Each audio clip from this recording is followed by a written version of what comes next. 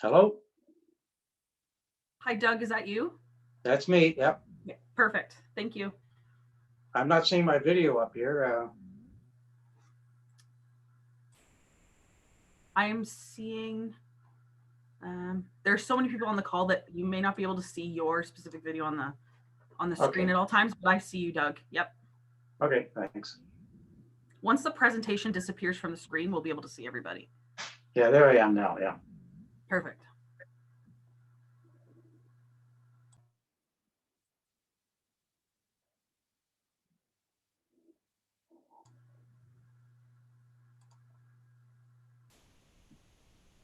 Okay, it looks like we are now Sorry. live.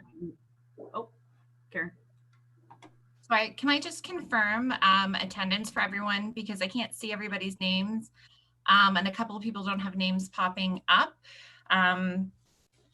Currently, I know on the call there is Jeff Clark. Can I get it? Sorry, can I get a confirmation right there? Perfect. I have John Maynard. It's right there because I can see your name. I have Doug Stokes. Yes. Right there, perfect. Councillor Wayanko, I know I saw you. I have Councillor Cooper. I have Mayor Kutsier. I have George Will. There he is. And I have the Chair Hansen. Here. There, perfect. And I have Tom Halpenny. Is Glenn Funston on the call? Glenn cannot make it today. Okay, he advised perfect. me he was unavailable. That's perfect. Well, it's not perfect, but I just need to make sure. And Edward Restemeyer. There he is. Showed up. And Curtis Solos. There we go. And from the district, we have Stephanie and Fred are here. And from GHD Consulting, is Brian and Katrina here? I don't believe they're on the call yet. Okay, that's fine. Sorry, Victoria, would you like to continue? I just need to make sure I had everybody. Oh, that's great. Thank you. So it looks like we're now live on YouTube, which is great. So we can call the meeting to order as of 9:59. I guess we'll get one more minute in. So is there any declaration of pecuniary interest for anybody? Can we just wait? Can we wait till 10, please? Oh, sure. Sorry. The clerk is telling me to stop. Sorry. I can.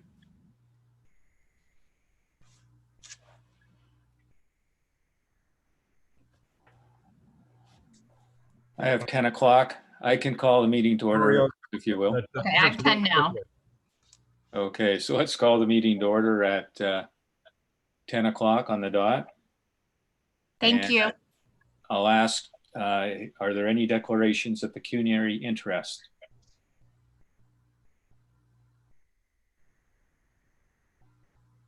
I would ask you to speak into the mic if you do, just in case we missed a hand raise. Okay, seeing and hearing none. Let's move to the adoption of the agenda. And could I call on Karen to read the resolution, please, unless you would like me to do it. I can certainly read that. So as discussed, we pre-assigned movers and seconders. So if there is an issue, it's just complete random order. Please advise. But the adoption resolution is moved by Funston, seconded by Halpenny. Be it resolved that the Waste Management Advisory Committee adopts the agenda of May 1st, 2020 as circulated. I have a question. Given that Mr. Funston was unable to attend, do we need to put a new name there?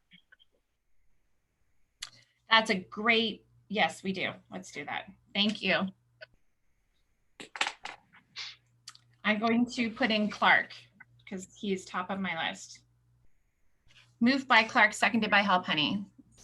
Thank you for volunteering, Jeff. So I'm going to call everyone's name and I will need you to unmute your microphone to state whether you are in agreement with the vote when I call your name. Could we have a reading of that resolution, please? Yeah, absolutely. Be it resolved that the Waste Management Committee adopts the agenda of May 1st as circulated.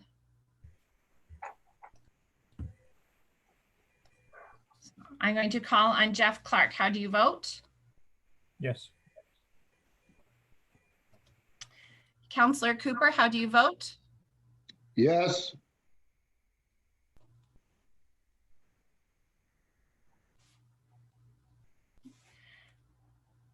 Tom Halpenny, how do you vote? Yes. John Maynard, how do you vote? Yes. Ed Restemeyer, how do you vote?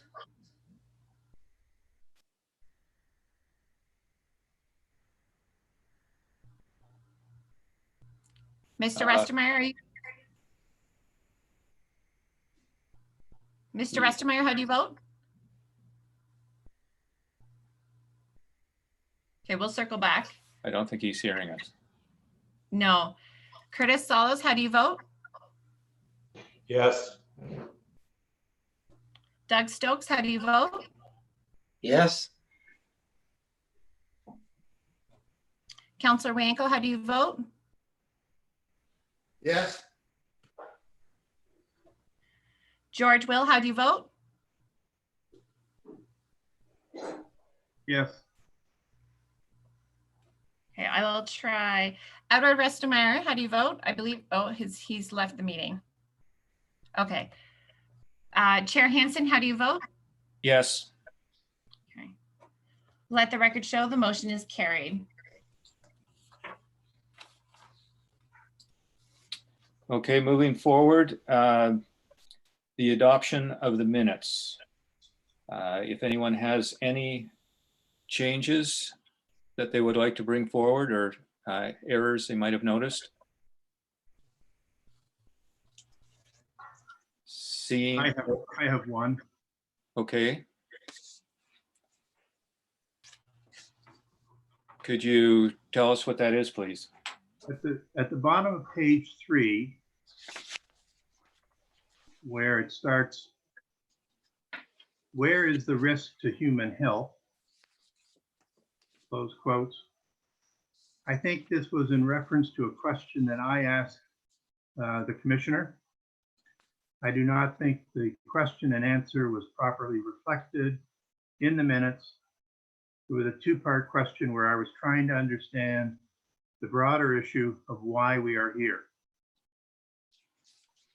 So the first question was the email of June 14, 2019 that was provided as background from Chris Hyde to the commissioner, the formal notice to remove the garbage bins? The answer, I believe, was yes. The second question was, from that email, are there specific documented examples or other background materials that, quote, these unapproved bin sites present potential human health and environmental impacts? The answer, I believe, was no. We know it is happening, but there are no documented examples or studies.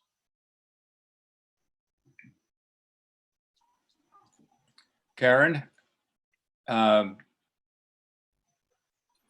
you taken notes of that, or how do you propose we handle the change? So, Or does anybody disagree with that? so I would just like to speak to the process of the minutes. So the minutes are to caption actions that have occurred, and they're not meant to be a verbatim. They're meant to summarize the intent of what has occurred at those meetings. So very specific wording, the questions and answers that were provided and as outlined in the minutes are a summary of what occurred at the last meeting. It's not necessarily verbatim of this was the specific question, this was the specific answer, and so on and so forth. And all of the questions were reflected in that manner. So if you feel the information or the committee feels the information was captured incorrectly, there's an opportunity to amend the minutes. If it's that the committee feels that perhaps there was more to that discussion I don't know if I would recommend necessarily amending them, just because the intent of the minutes are just to capture the actions that occurred and not specifically word for word questions and word for word answers. So George, what is your feeling on that? Do these words capture the general intent and message that was given, or do you feel there's a substantive, something substantive that is incorrect or missing? I think there's something substantive. It goes to the formal notice and why we are here.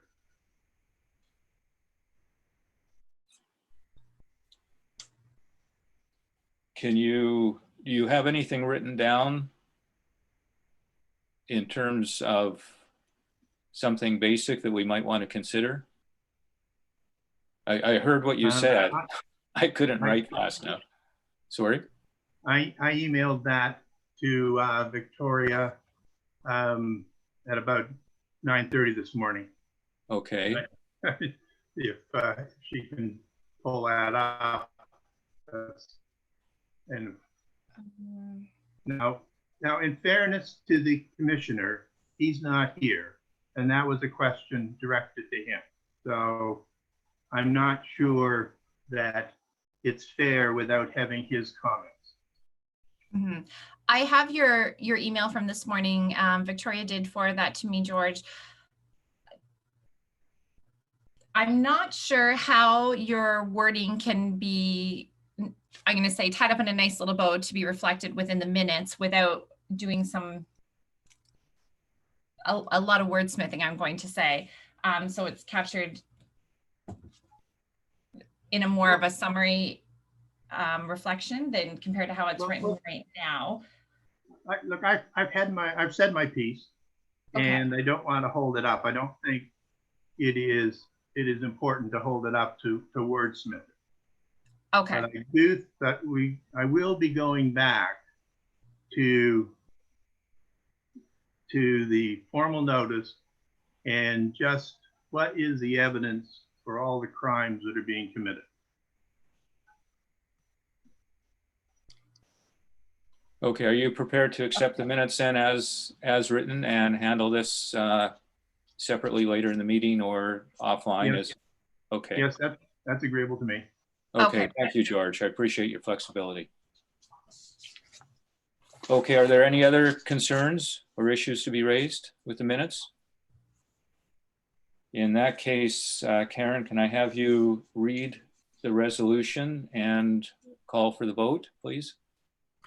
Certainly. So, moved by Restemeyer, seconded by Salos, be it resolved that the Waste Management Advisory Committee approves the minutes of February 21st, 2020 as circulated. And I'm going to start with Councillor Cooper. How do you vote? Yes. Tom Halpenny, how do you vote? Yes. John Maynard, how do you vote? Yes. Do we have Edward Restemeyer on the call or no? Still MIA. Okay. Curtis Salos, how do you vote? Yes. Doug Yes. Stokes, how do you vote? Councillor Wanko, how do you vote? Yes.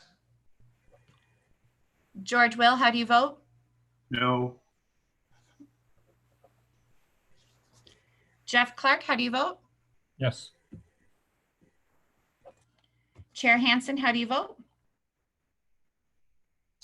Yes. Let the record show the motion carries.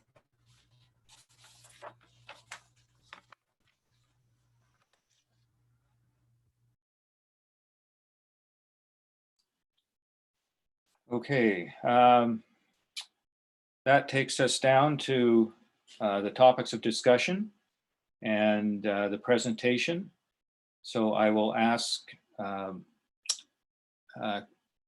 either Victoria or Karen to, if you could do the introductions and lead in and allow our presenters to begin. Sure. So we have Stephanie Mack, the Director of the Waste Management and Environmental Services from the District of Muskoka, as well. I know the Commissioner, Fred Yan, is on the line as well, and Katrine McCullough from GHD Consulting is with us as well, and they will be presenting a few slides here. Julie, if you can hear me, could you please start the screen share? Thank you. And take it away, Stephanie, whenever you're ready. Thanks. Great, thank you, Victoria. Great to be here this morning in this unusual format. So I am just going to, after I'm done a slide, I'll ask just that it be forwarded. We thought that we would actually start the presentation this morning with going back to where we were, because we know that, you know, in these days, very interesting, but we sort of forget where we sort of left off. So if we get to the first slide, thank you. This is where we were mid-March, following our committee meeting, our waste committee meeting with yourselves in February. And I had the opportunity to get out to the high priority sites that could potentially be moved on site with Brian Dermody from GHD. And so we were working really hard on the alternate servicing plan, and that's getting to, we spoke last time about that bin site transition plan that we needed to submit to the ministry in November. And we were working really hard on advancing that. We were preparing for consultation. We were working on organizing an April discussion with marina owners. And that's where we were. And interesting that then mid-March, obviously with the COVID-19 situation, that things really began to change, really for our waste management system holistically, not just the bin sites. Next slide.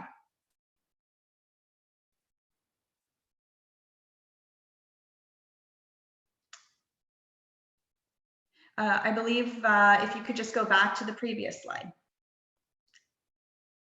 Thank you.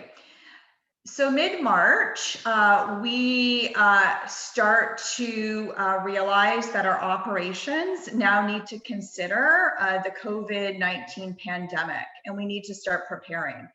I really like to summarize it as two things when we look at waste management and things that we started to need to address. And the first was securing our operations to ensure protection of human health. Not only for the public, but for our staff. So how would we manage waste differently, considering this is an essential service? And so it impacted the way we collect waste at the curb, how we operate our transfer stations, and we're going to talk about really our thoughts and how it impacted our bin site waste collection program. So we're dealing with obviously protection of human health, but we're also preparing, and we're still considering this, things have not changed, impacts to staffing levels.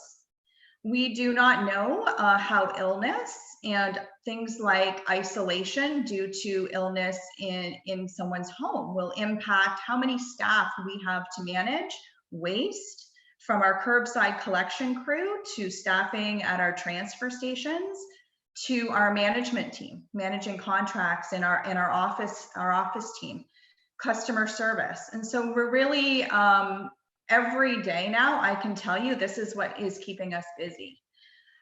We were notified really early in March by the Ministry of the Environment, Conservation and Parks that they wanted to see a contingency plan from Muskoka. And that contingency plan had to seriously look at our bin sites.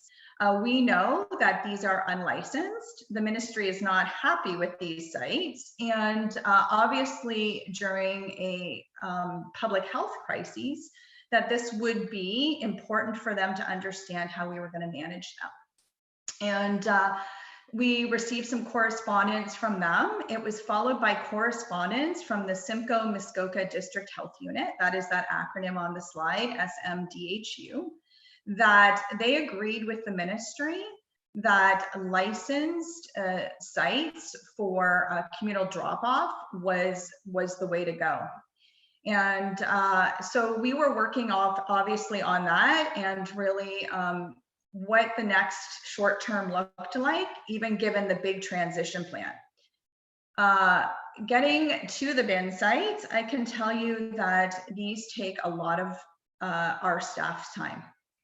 So right now we are really working on keeping them clean and keeping them tidy to ensure that the message gets out about how these sites are to be used right now. We have so many of them, and I think that really is for us the challenge. So we have started this week to remove winter sites, but up until this week we had 50 sites out there, 50 bin sites. And you can imagine that concerning for myself as the director to ensure we have enough staff and enough contractors to maintain these sites. Interesting statistic here on the amount of garbage. I actually had my team pull the Georgian Bay numbers, and we don't have April in yet, so it will be interesting to see what April looks like. But in March, the tonnage of waste at the Georgian Bay bin sites was up just over 30%. So we have more garbage being generated also. Interesting, and this isn't just a Muskoka stat, we are seeing actually increases in residential waste for municipalities to handle at this time because people are staying home. So commercial garbage obviously going down as businesses close, but we're still generating things in our home. We're still generating recycling. I know for myself personally, having my whole family home, we're seeing an increase in our blue box materials. We're seeing an increase in green bin material because obviously, more meals at home. We actually had a terrible situation earlier this month in that we couldn't keep up with the garbage at the bin sites, and we had to increase frequency of collection earlier than we would have had to. So we understand that we have a winter system, and then we, early May, we start our seasonal or summer program. We had to actually add garbage collection, recycling collection to the bin sites just to keep them tidy at a cost rate now of $5,000 per week to do that, to manage that garbage there. Next slide.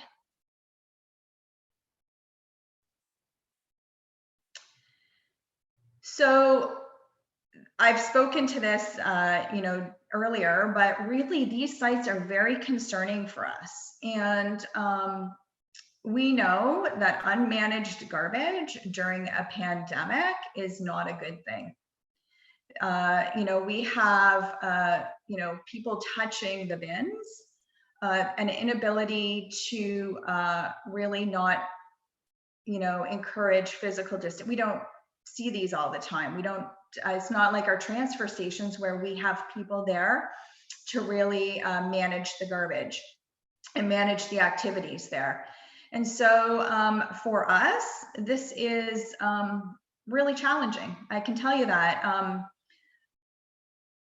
other programs, our curbside collection and our transfer stations, there's lots of support throughout the province on managing this during the COVID-19 situation. I am in contact daily with my municipal colleagues on changes to Ontario's systems, and really helpful.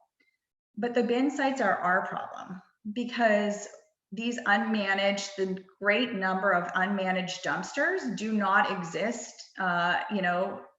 in other areas. And so we've really had to figure out for us on that contingency, getting back to the ministry's desire to see a plan for those sites.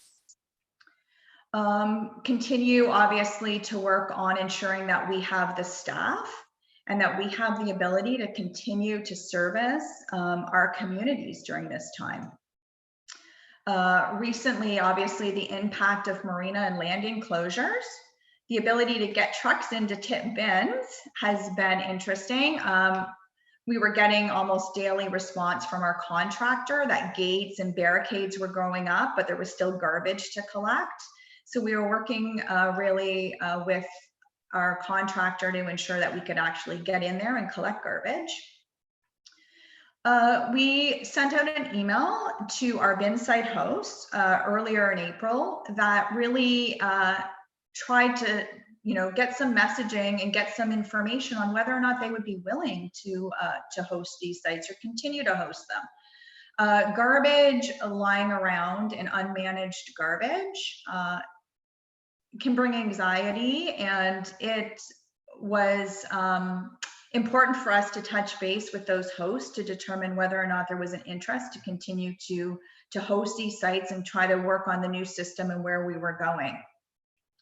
And I'm going to speak on this point a little bit later, but so when we received the notification from the ministry, we actually, had some discussions with them on a short-term process to continue to keep the bin sites in place. And that was a really strong monitoring and a really increased level of attention and diligence from our staff to get to these sites and report back right up to the commissioner on what these sites were looking like. That was what we had anticipated in the short term. We also commissioned immediately GHD, and so that is why they're here today to speak on this, to advance an emergency contingency plan should the bin sites not be able to be put back in place. And they took, and they're going to speak to this, all of that initial work that we had already done on the alternate servicing study, and they accelerated the process, and which was really, very thankful for their service and their support to us at this time to really look at some mapping and get their team involved in looking at an emergency waste collection system in light of the COVID-19 situation. Next slide. Just wanted to include in the presentation just a little bit of a few pictures of really what my team is seeing. These are Georgian Bay pictures, and they're dated obviously so that we could just provide this information back to your committee that this is a Muskoka wide problem, but we're also seeing this type of dumping at our sites in Georgian Bay. And what is concerning for me is that my staff now have to touch this material. It is loaded up, and to keep them tidy involves a significant consideration to health and safety. Next slide. We have put, and I'm not sure if committee members have seen these signs, new signs up at all of the bin sites with health alerts and warnings to the public on how to manage material in light of this situation. Really, nothing is new, but we are trying to refocus attention that garbage should not be left on the ground around these sites. You can just see some of our messaging is that we need garbage secured here. That is the same message that we are actually relaying to the members of the public for curbside collection. Is we don't want litter and blowing material, scattered around Muskoka. Also, that these bins are not sanitized, and just the public health warnings around washing hands really apply to when you manage garbage and when you're touching the bins themselves. Next slide. So last week on April 22nd, we took a couple of contingency options for the bin sites to the district's Engineering and Public Works Committee. That first option, and GHD will speak to it, is we really looked at if all of the bins had to be removed, where we could have some strategic waste collection points to support our residents and households where we know, for example, there is a significant portion of island water access properties. Committee directed us on what it was option 2. And I just wanted to summarize option 2 here so that we understand, and we can talk about impacts to Georgian Bay in a coming slide. But this was our direction, and that was year-round bin sites that were in service, would stay in service, that we would continue patrols and the increased monitoring and everything that we committed to the ministry for that short-term plan, but this would continue. And that we would continue to work on addressing those high priority sites that GHD identified in the risk mitigation assessment. The summer sites, which would traditionally go in at the end of April, we would delay putting those in service. So that is the full summer program, which for us would be over 70 sites to monitor, that we would delay putting those in service until the provincial emergency was lifted and marinas were open and we got to sort of that new normal. We would also, in the interim, prepare for additional staffing, because with increased monitoring for us would require a commitment of resources. And again, addressing the high priority sites. And something really that is important to us is that we are going to have to address ongoing dumping should this continue, given the seriousness of the situation. Next slide. I think the next slide will be really helpful to understand really what does that mean for Georgian Bay. Confusing, I know, all the different sites and how they're termed between a year-round and a summer site. So what I have done in this slide is broken it out. I won't read through all of them, but I think that this will be helpful. So right now, Georgian Bay has 10 year-round sites, and those will stay in service, and they're listed there in that first column. And you can see many of them are in Honey Harbor. Moving to the year-round sites that were deemed high priority. So this was with discussions with the ministry that we agreed that we would deal with these sites immediately. And so that really is 4 sites. 3 of those with the ministries, we still need to go back to them. Like I said, we had just started this process back in March to determine that they are satisfied that those 3 sites, being Paragon, Bayview, Miners Bay at the parking lot there at Go Home, can be moved on site to their satisfaction. And for us, we need to address Brandy's Cove, the site there. So that is your year-round package, and based on direction from our committee is how we will be moving forward. The summer sites, deferring putting those in, would be those 3 sites listed in column 3, with focusing on redirection and some whatever that looks like for the Honey Harbor Town Center, as it was deemed a high priority summer site. Next slide. So hopefully that is helpful to understand where we are today in regard to the short-term plan for the bin sites. And so that is for us how we are currently operating.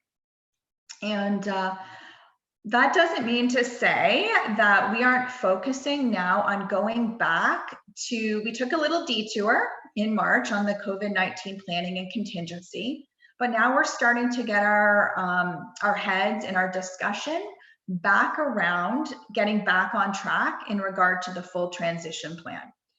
And so you recall that we have to submit that plan in November 2020 to the ministry in preparation for full transition of the bin sites by April 2023.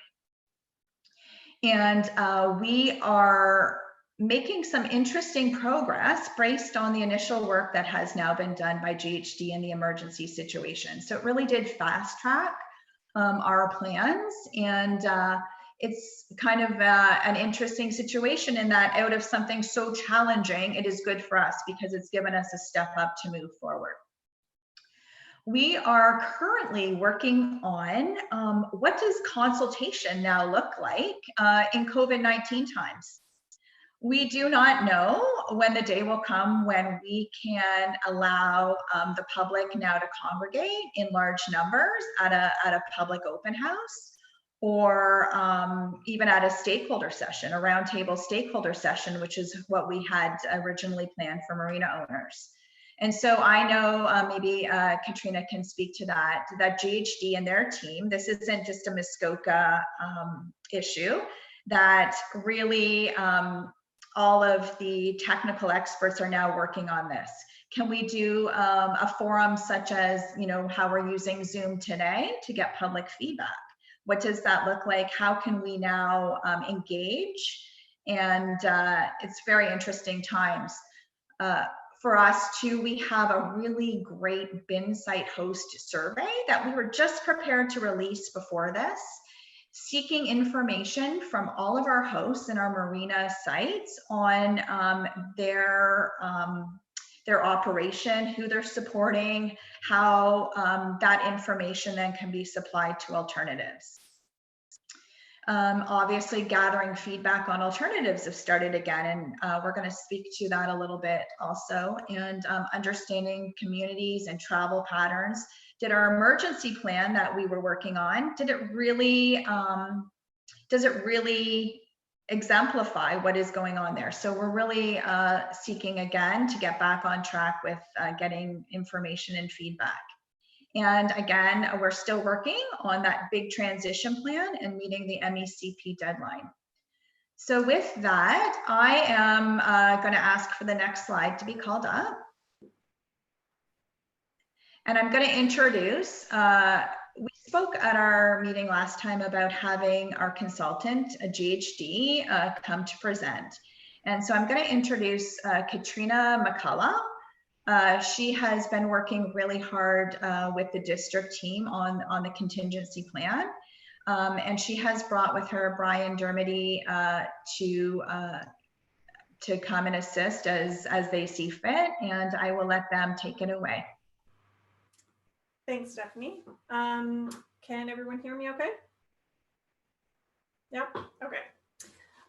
So as Stephanie mentioned, we took a bit of a detour in the past month to look at this contingency plan, but it really was part of the bigger picture of the alternate servicing study. And before I start on this slide, I do just want to reinforce what Stephanie said about the importance of consultation. And certainly we heard that echoed, sorry, last week at the committee meeting, how important that consultation is during this process, both in terms of the developing the contingency and any immediate short-term changes, as well as the longer term alternate servicing study and bin site transition. So certainly that consultation will look different. We expect that on all of the community consultations that municipalities are doing, it is going to look different, but no less important. So in terms of the work that we've done really in the past month and a half on the contingency plan, which is now going to form one part of this alternate servicing study. There was a significant amount of consultation that had been undertaken already, including comments submitted through the district's Engage Muskoka platform, over 700 comments submitted to date, including feedback from residents, marinas, and bin site hosts. So that was reviewed, as well as all the consultation that's been undertaken through one-on-one meetings with marinas and bin site hosts and committees such as this one. One of our first steps, which is really important for the overall study, is identifying who are the eligible bin site users. So that's property owners, that's properties that are residential properties, non-vacant, seasonal and full-time properties. And that includes water and island access properties. Certainly that's a large proportion of residents that use the bin sites, although it's not exclusively island properties throughout the district. So one of our first steps was really identifying who those bin site users are and who uses what bin sites. Because there is flexibility, obviously, in which bin site you can use. A lot of it depends on which marina, for example, you use. So that was one of our first steps that we did as part of the contingency plan. Victoria was kind enough to review some of the information that we've pulled together for Georgian Bay, and that's part of the bin site surveys, and the consultation moving forward is really confirming what that looks like, so that we understand what the full ramifications are in terms of how many properties and how many residents are affected by this bin site transition. One of the key considerations for waste service, and we've heard this time and time again from residents, is service levels, is maintaining a high service level. And a key factor in that is convenience. And one factor of convenience is how long it takes you to get to where you need to go to deposit to deposit your waste. Obviously, so if for the bin sites, it's very convenient, because in many cases it's right at the marina where people dock their boat. So one of the things that we've looked at to date is mapping drive times, and I'll show that figure. Obviously, drive time is just one factor of convenience that we'll be looking at. Specifically for the contingency plan, we looked at if, as Stephanie mentioned, if in an emergency scenario, these bin sites or some of these bin sites had to be closed right away, what would that look like in terms of the existing transfer stations and depots? If there was 200 people using one bin site, and that bin site had to be closed, and those 200 people were directed to a transfer station, does that transfer station or depot have the capacity? How would it impact queuing, et cetera? And then based on that, we identified, again, this is specifically for the contingency plan, where would it be feasible to then implement new supervised waste drop-offs if those bin sites had to be closed. Next slide.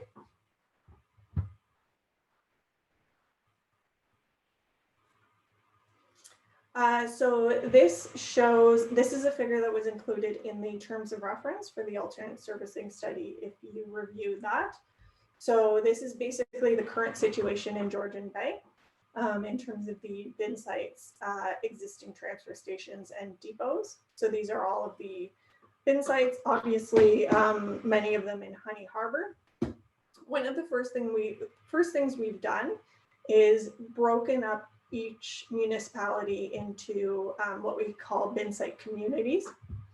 So Honey Harbor is one community.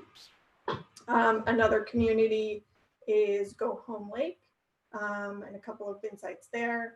And then we've grouped, and then there's the other bin sites are what I call the inland lakes, kind of on either side of the highway there. And then the Moose Deer Point First Nation as well, bin site 40.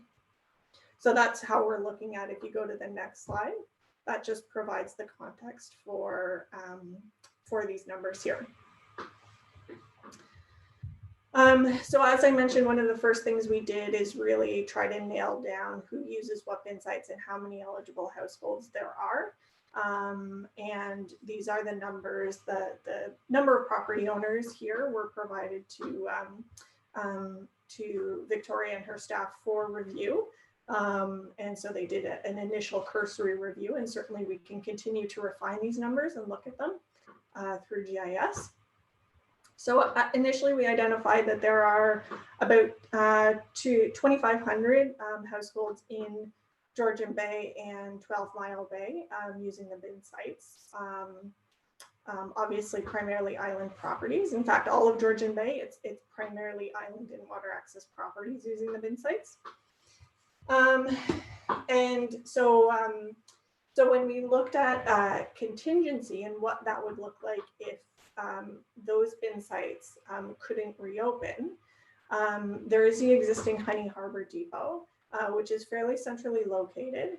It's not water access, obviously, so that's certainly a consideration, but it's very small, and it certainly doesn't have the capacity to accommodate an additional 2,500 households.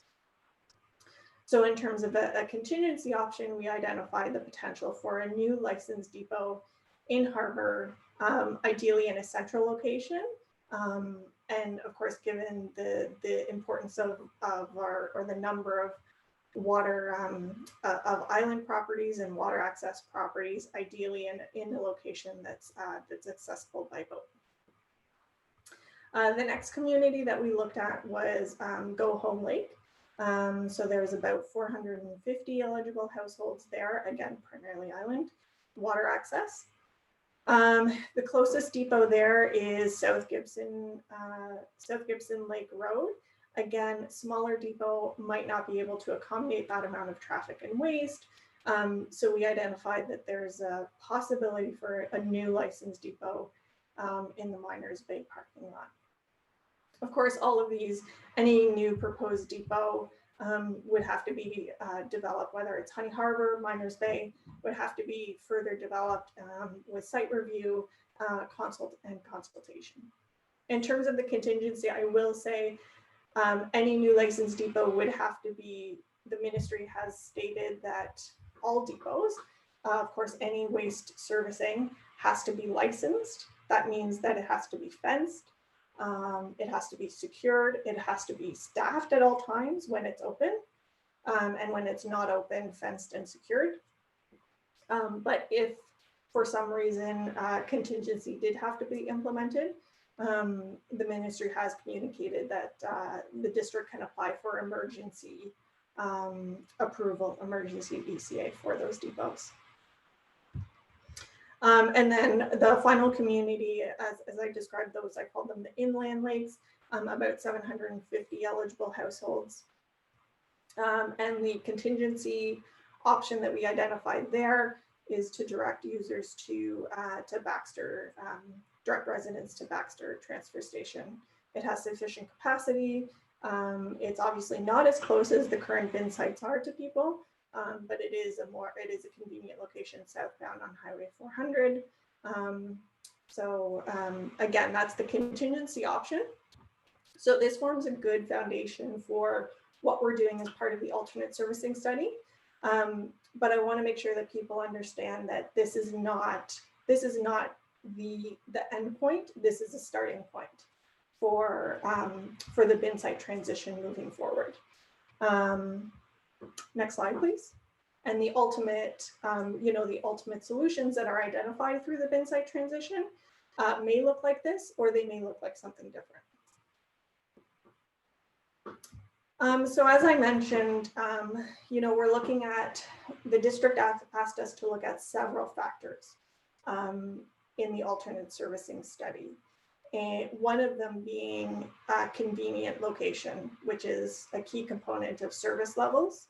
And one factor of convenience is how long does it take you to get from your house to where you need to deposit waste, whether that's a bin site, depot, curbside collection. And we've heard time and again that maintaining those service levels, the current service levels, is a high priority for the district and for residents. So we did do a drive time analysis, and this is GIS based, and it looks like it looks at how long does it take people from either their property, the residential land-based property, or their closest marina / bin site to the current transfer station and depot network. And again, this was done as part of the contingency planning to say, if the ministry or the health department said that these bin sites are no longer feasible, that they have to be shut down in the short term, the district wanted to understand what does that look like in terms of convenience and service levels. So this is a district-wide map. And again, so these, the dots in blue, so I identified the new potential Honey Harbor Depot, Miners Bay parking lot, and this shows the entire district, so you can see where we've identified those locations throughout the district. Next slide. I'll zoom in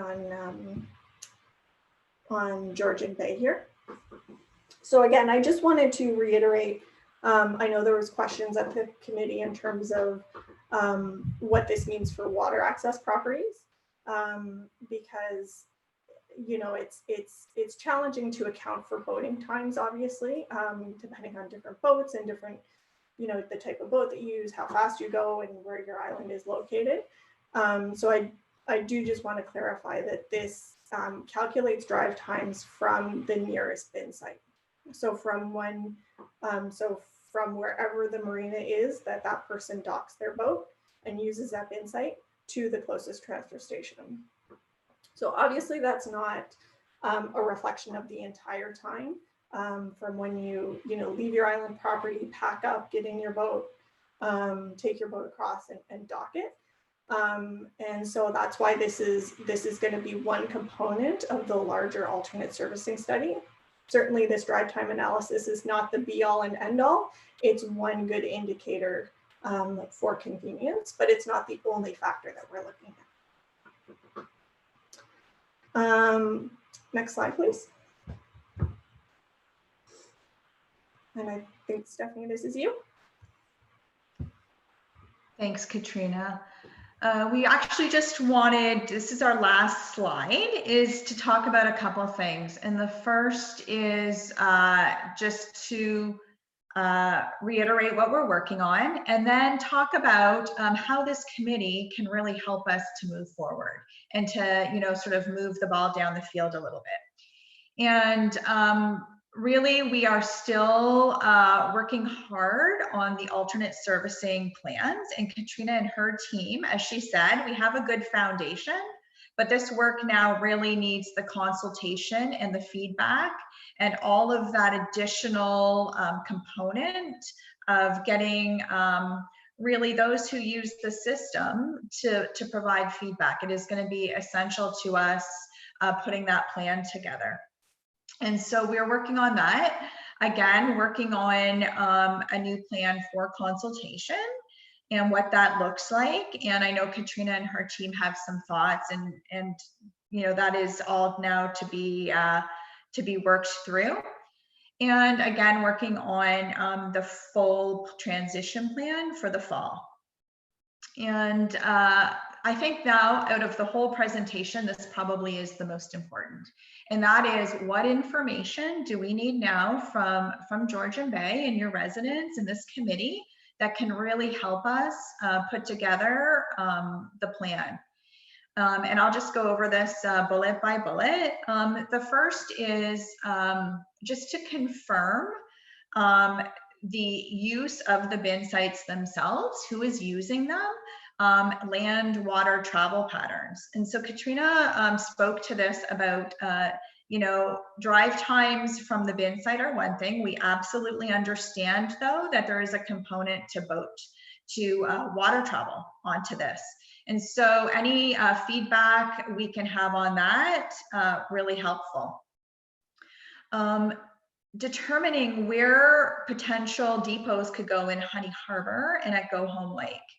Obviously, for those communities, it is a sheer number of households that we need to support that are really driving the potential or the alternative for a new depot. We had talked about what other alternatives are on the table when we look at new servicing. Things like mobile bin sites, garbage trucks sitting at landings to collect garbage over a period of time. And those are great alternatives, but for such a large number of households, really depots in these areas are likely going to be the best alternative. So where could we put those? I know we had proposed the option at Go Home for the Miners Bay parking lot. Will that Would really appreciate feedback on that. Again, getting to the other alternatives. We had proposed that the study of alternatives would look at 6 options. Obviously, the emergency plan has really accelerated where we think we're going, but that doesn't mean everything is off the table. So if there is additional feedback on the potential for things like other depots, barge collection, mobile bin sites, I know Katrina and her team would find that really helpful. Hours of operation. I had this conversation with a community yesterday, really asking them to let us know if we need to staff, or we are staffing depots, what hours really work best for residents. If you are at your seasonal, at your cottage, is a weekday okay? Like, is that going to help? Or is it staffing them on a Saturday or a Sunday late if you're traveling? And so that kind of information, very helpful. And obviously, we'd be pleased, even in the discussion we're going to have today, on any ideas on consultation or communication and how we can best engage the people of Georgian Bay to put together this plan for the bin sites. And with that, that ends the presentation, and I will send it back to Victoria.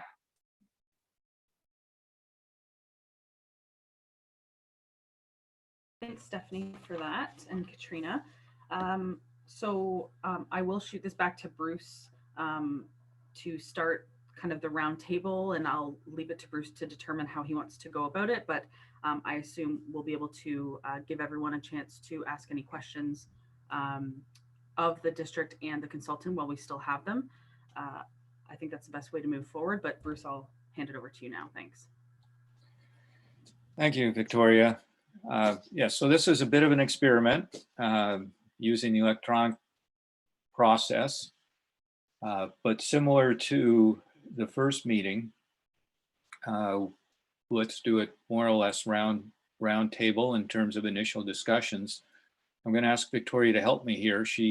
I think we both have a clear view, but if you could raise your hand to request to speak, and we will, I'm going to ask Victoria to help me out here, but one of us will acknowledge you to speak. And if we have some other people we see ahead of you and you're going for a second or third time to make a comment, we're going to try and address those new people first. And with that, let's begin. I think the first thing is any questions you have to the presenters.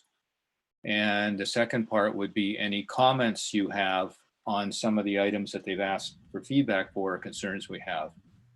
Tom, I see your hand is raised.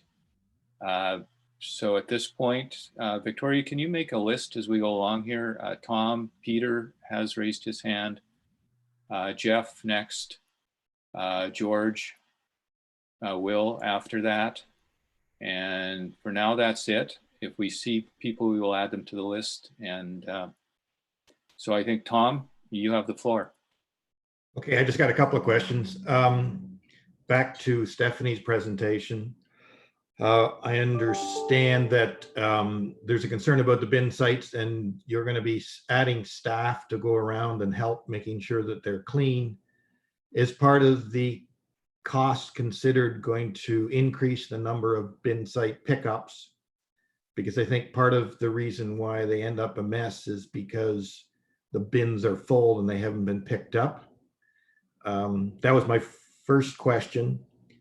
My second question is related to the island properties, and that is, are we also still considering using barge drop-offs that we have in the last few summers in Cognachine and Go Home Bay and other areas? Will that be considered in the costing as well? Those are my two questions.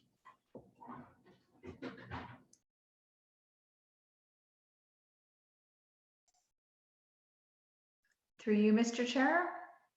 Yes, please proceed. I will address the first question, and then I will pass it along to the commissioner on the large item pickup days. But I will say that we will continue the additional pickups. And now we are getting into our regular summer program, but we will continue to monitor. That is now part of the additional monitoring. It includes determining the level of waste in those bins and whether or not they need pickups. So for us, it's about getting boots on the ground to look at that.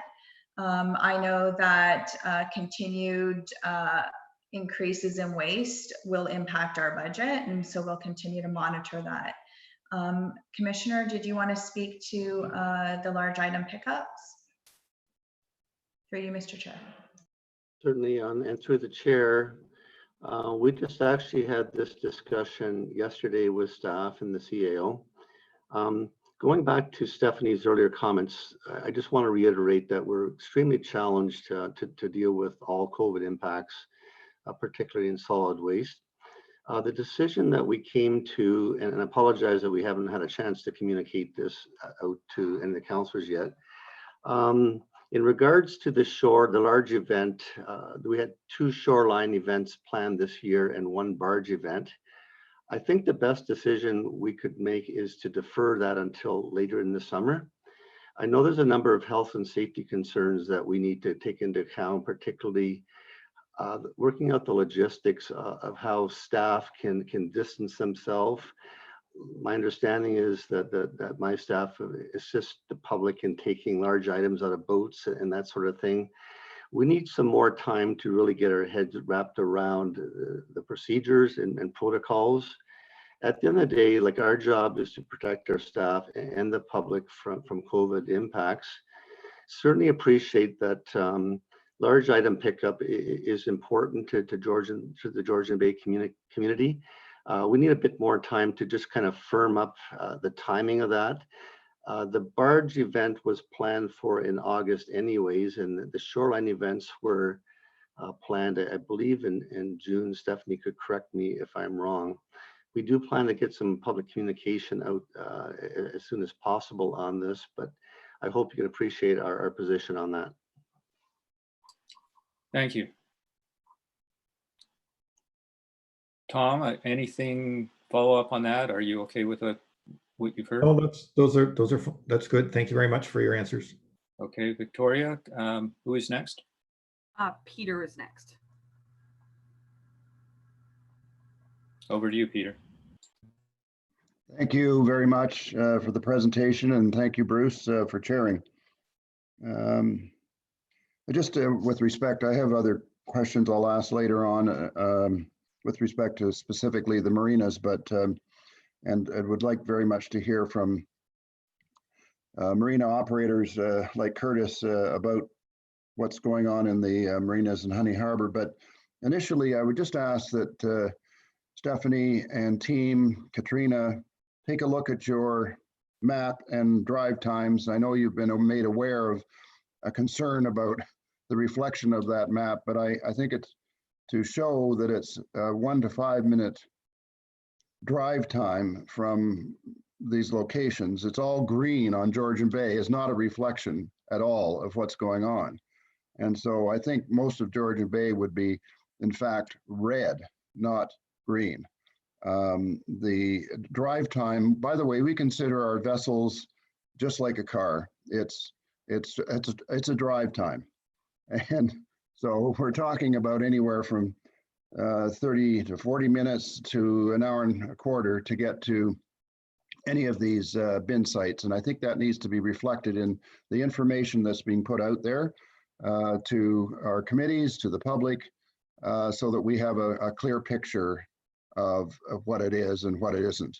So I just wanted to make that point. It's not to criticize your work, but just to have a reflection that's really true and accurate. I think I heard some other comments during the presentations, and I think what we need to remember also is that every one of these vessels is representative typically of a family, which could be anywhere from 4 to 15 people on especially on weekends. So it's not 200 people, it's hundreds and hundreds of people that are using these bin sites in effect. So I think that's important to remember as well. And one other suggestion for you, I've got a few others for later, I'll come back with them, but I think it would be very useful to speak with the archipelago municipality, because it is in fact water access.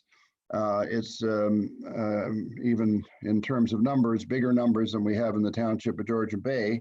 And they've managed to have bin sites out on Georgian Bay, actually on islands, so that they are accessible, those bin sites, to the public in the area. And as I understand it, they've had a fair bit of success with that.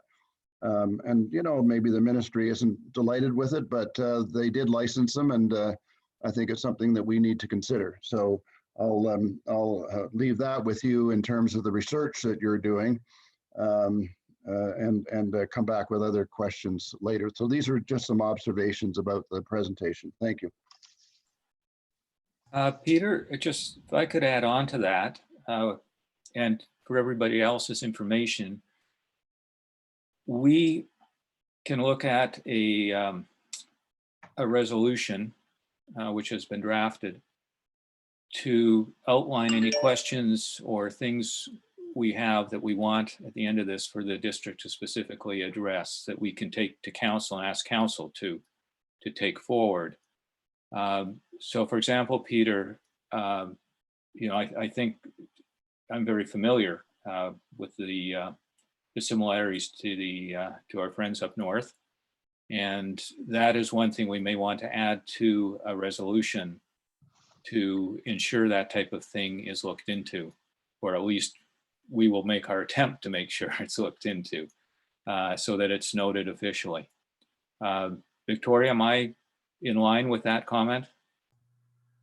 I don't want to step outside of my my appropriate box here.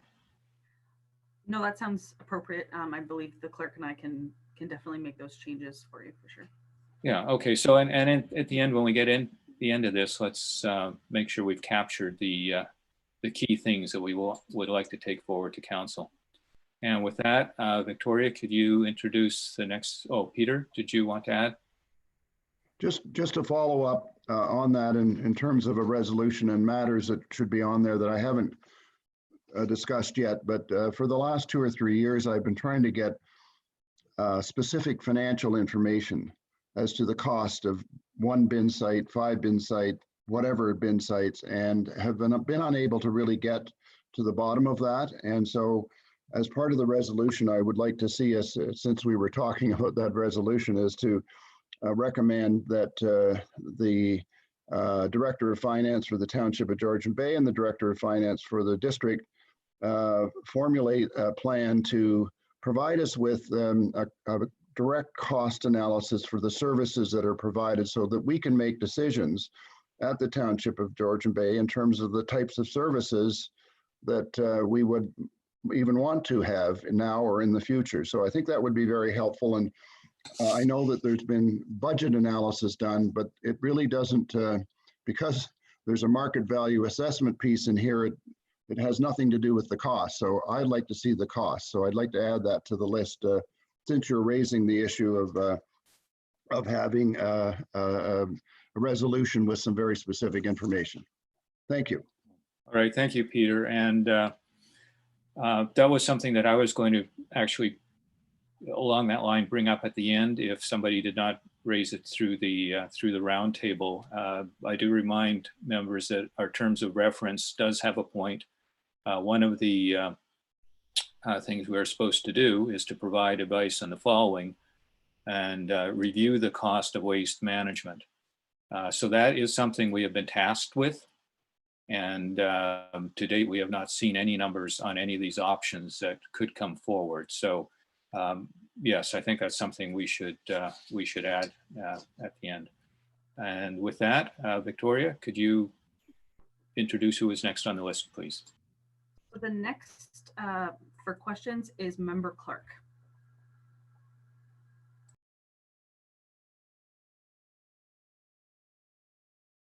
Hello. Thanks very much for the presentation. It was very helpful. It was very helpful that you took a subset of the work that was done for the district and helped focus on the Georgian Bay Township. I am from Go Home Lake, as many of you would know. We have always had a tough time with solid waste, with people not complying, not opening a bin, not just dumping. So I think representing the majority of my community would look for any solution that would be more predictable, more controlled, and remove the mess and the safety element of solid waste just being dumped. Sometimes that's related to peak volume, so long weekends are always a challenge, and the district has at times brought extra bins for known peak periods. So there's there's been good effort, I think, by both by the district past. I'm quite, I guess the other thing that I think is very important is if we're going to address solid waste in a serious manner, and we've had our arm twisted a bit by the Ministry of Environment, then we should be doing it in a way that's more permanently sustainable. So it's great to hear that we're going to be able to, when we can open up summer, do something pretty similar for the year because of the resourcing constraints of COVID-19. But I think the proposals to add transfer sites I should say depots, pardon me, supervised depots is a much more long-term approach, and I think would lead to much better success than some of the other alternatives. And I've thought through what the impact would be of a scheduled garbage truck at the end of the public dock, and I think the assessment that too many people for one or two trucks would be not a very workable solution. I think it is important that we think through the hours of use or hours of supervision, and I think there's some flexibility in that. A couple of days are obvious, but maybe daily is not. And so I think your exploration there is meaningful and useful. So I'm delighted with your preliminary assessments for our community.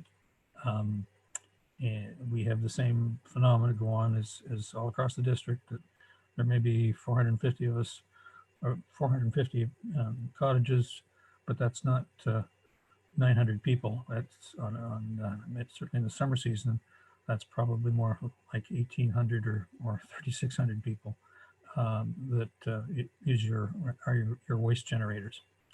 So it's important. It is important to our community. So that's all for now. Thank you, Jeff. Victoria, who would be next? Member Will had their hand up next. Thanks. Thank you. I have a question for the for GHD. I would be interested, and others would be as well, to hear a summary of the 700 plus comments that came back from taxpayers.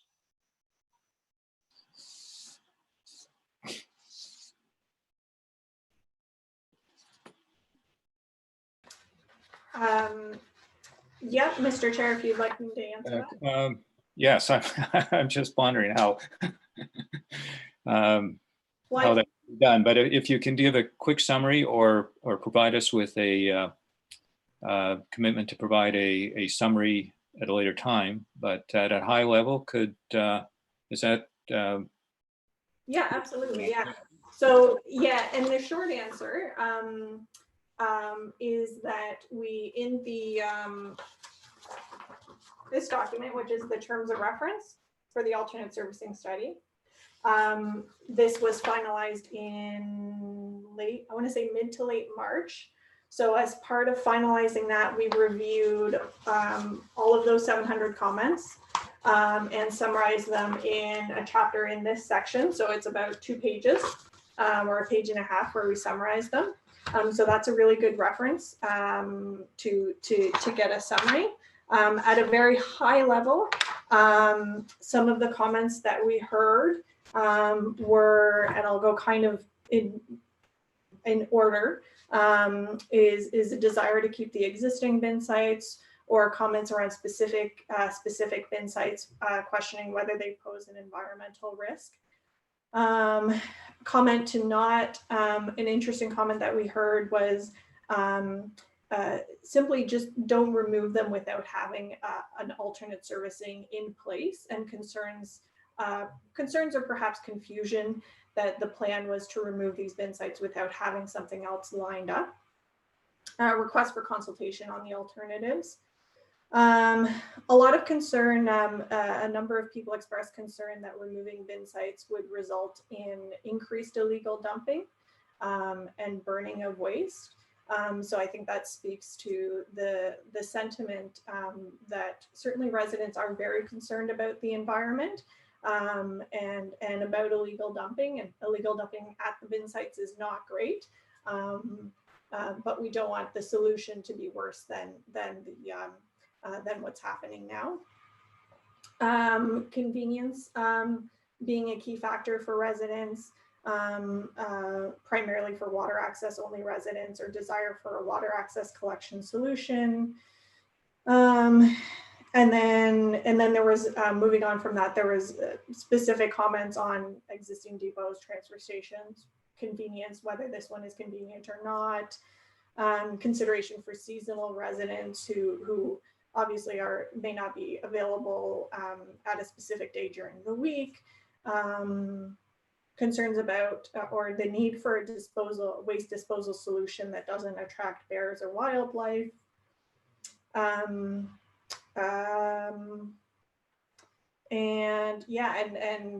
So I'll stop there, but certainly we can pull out this summary and circulate it. And it's in the terms of reference as well for anybody to view. Thank you, Katrina. Terms of reference, was that the same document that was available at our previous meeting? I'll have to, I wasn't at the Stephanie, was that circulated? What was, well, let me put that a different way then. What is the date on that document? So the draft was prepared and released in January and circulated. And then it was finalized in March. Okay. Have there been any updates due to the website that was requesting, I forget the name of it, but requesting input? So the final terms of reference that what I believe was approved by district committee includes the summary of the comments that were received up to March, up to mid-March, which is really the bulk of the comments that we received. Okay, all right. If I think Victoria, we do have access to the overall document, but it would be helpful if I think if you could pull those out and send them out to members, the comments themselves. So people don't have to deal with a huge document. Is that okay? Yep, I've made a note of that and I will circulate. Yep. Okay, Victoria, you'll handle that then, and Katrina doesn't have to have that on her plate. Okay, thank you. And I just want to check in with Stephanie that everything I said there was accurate. This is actually a really interesting one, given that we had prepared just before the COVID situation to send the final terms of reference to our committee. And so they have not gone to our committee yet. So I will discuss with the commissioner next steps and how we want to circulate those and get them posted so that then we can forward the information to your committee. Thank you. My apologies for misspeaking there. George, does that handle your question? Yeah, yes, thanks very much. Thank you. Victoria, next on the list. So I don't have any next hands up. So if anyone wants to start start raising their hands if they have any Oh, additional Okay, questions. we've got iPad. I'm not sure who that is. Tom will for a second round. John Maynard, Paul Wianco, and George will have another comment when the initial ones are dealt with. Okay, so that would be Doug Stokes, I believe, is iPad, and he will go first. Thanks. Sorry, Doug, didn't recognize you. Okay, we'll start with Doug.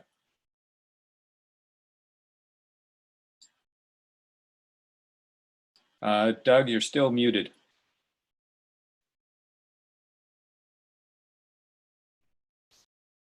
Hello? Hello? Hello? We can hear you. Can you hear me now? Yes. Yes, good morning, and thanks for having this meeting. The way I see it, we wouldn't be having any of these discussions at all if these bin sites weren't being abused. And the simple solution is just tip them more often.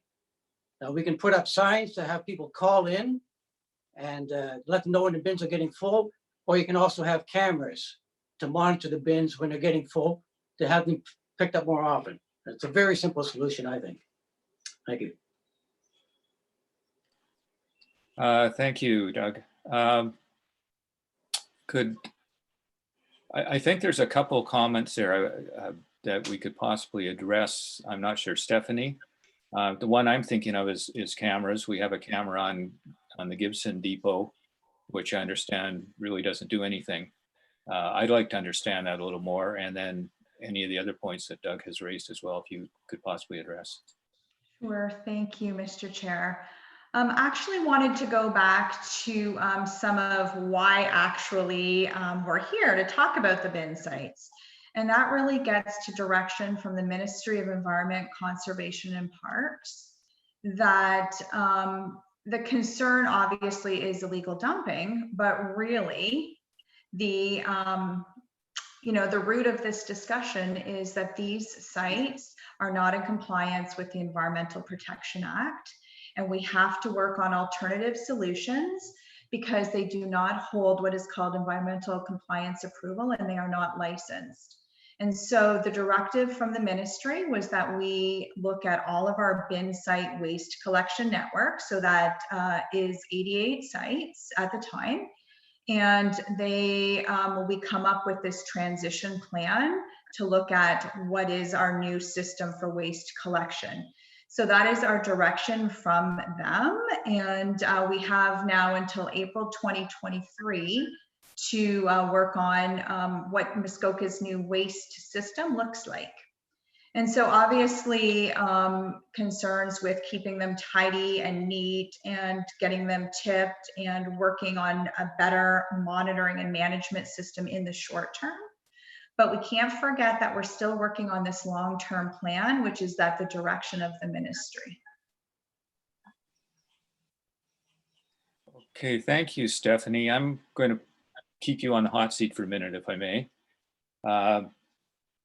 So if I understand you correctly, and I think there's more to it than this, but if I understand you correctly, if it's the MOE and environmental issues, then if we can solve the environmental issues, then we should be able to keep the bin sites where they are. And so we should be focusing from this point on how to environmentally seal, if you will. And I've seen a whole bunch of suggestions come through in emails. And so let's stop looking at the alternatives and let's look at how we solve the problem, unless there's some other problems we haven't talked about. Okay, over to you on the hot seat. That's okay, I'm getting used to it, Mr. Chair, and through you.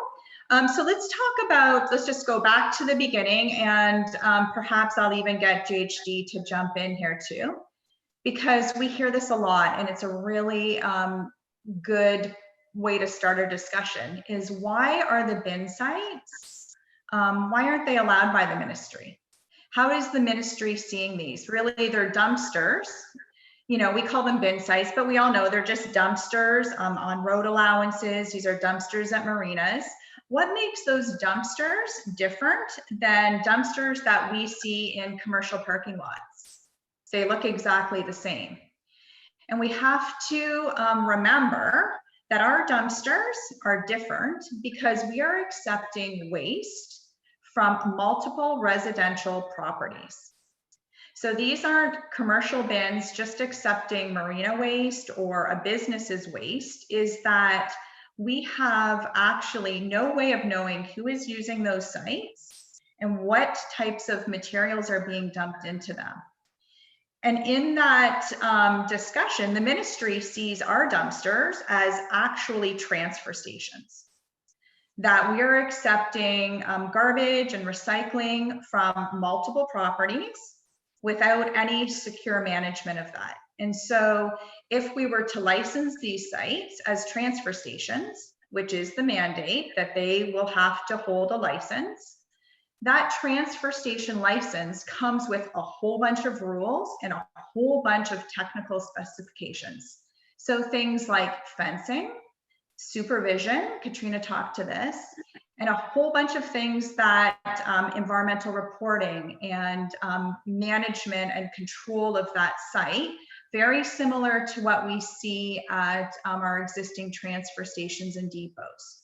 And so that would be the ministry's expectation, that if a bin site or a dumpster site would be licensed, is what it would have to look like.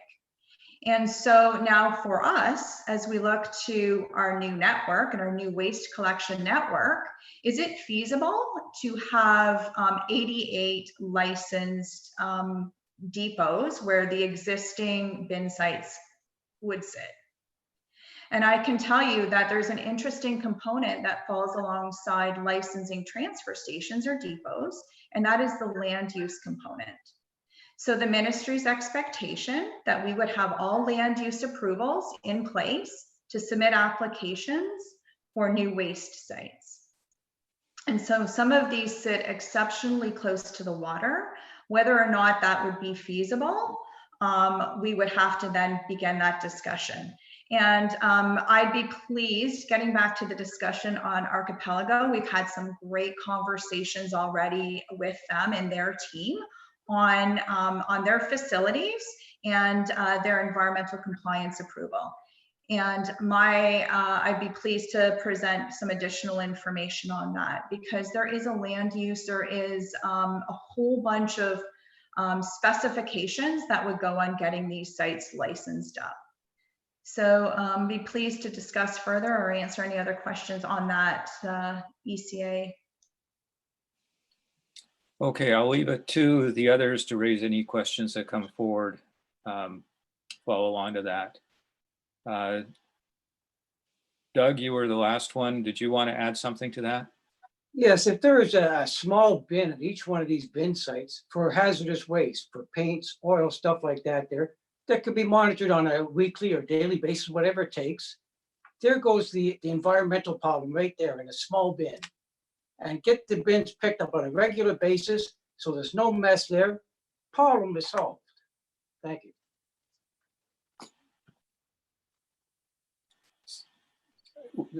Is that, Doug, is that a question, or you just making a statement, or would you like a response? More of a statement, sorry. Okay. You're off the hook, Stephanie. Victoria, next. So Member Halpenny was next. Thank you. Hi, thank you. Thanks very much. This is directed, well, maybe to GHD, maybe to Stephanie. It's a question about the terms of reference for the work that's going forward. So I saw on the chart that one of the things that was being considering is a new depot at Honey Harbor. So I was thinking about the logistics of that, and I'm wondering if that becomes a recommendation, does the report that we're going to see identify how the land is being either expropriated or how the land is going to be developed and how much land that you need, and maybe even a preliminary look at what it might look like and a layout. And I guess the last question is, are we going to see what a timeline would be in order to get a piece of land taken over, get an EA for it, getting it set up for use? And is it actually feasible to get it done by 2023? Those are my questions. I don't know which GHD or Stephanie can answer that. Stephanie, do you want to take a shot at it or assign it to someone else? Absolutely, through you, Mr. Chair, I'd be pleased to start. And if GHD wishes to add any to the discussion, I'll leave that to them. This, I believe, would be great discussion for this committee if we are looking at where to put these sites. You obviously know your community better than us.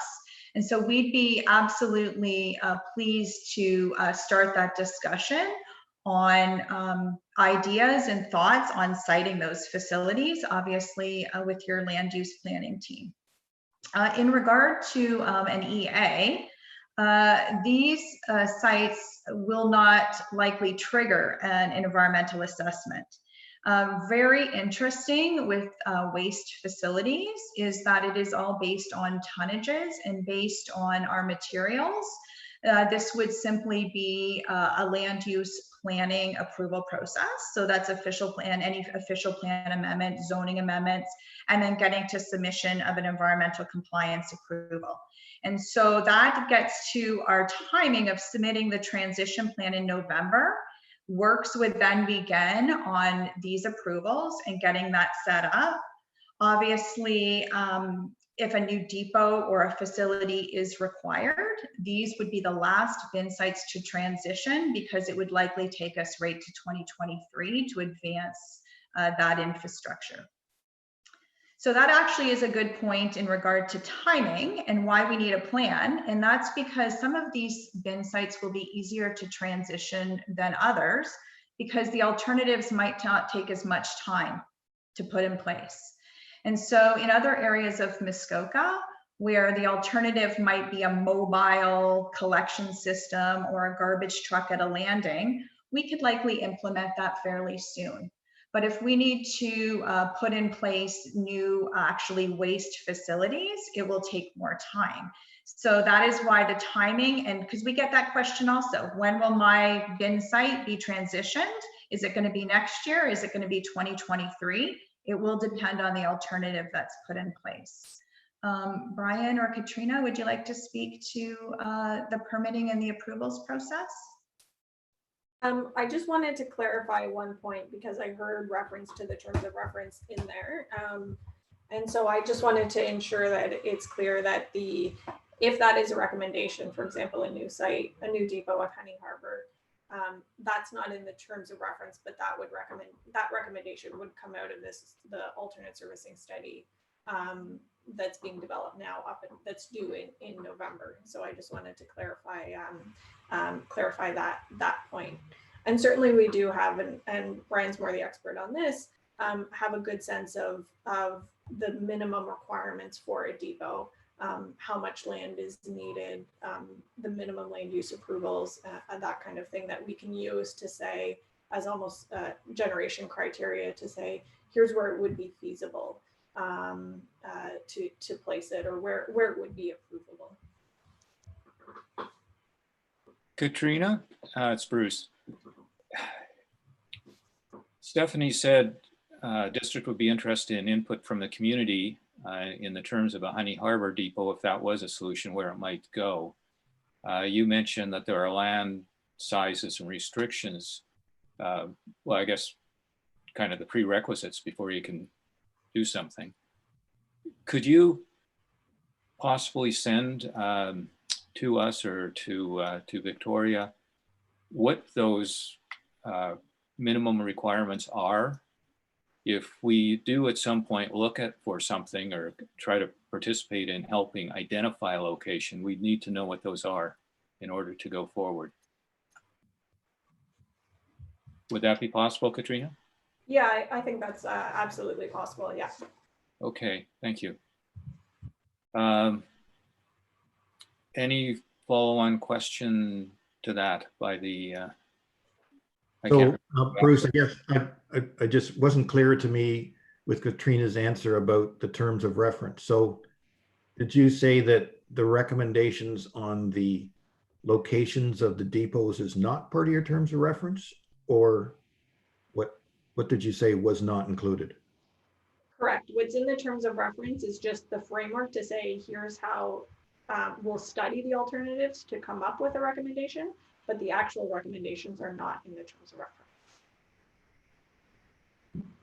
reference. Thank you.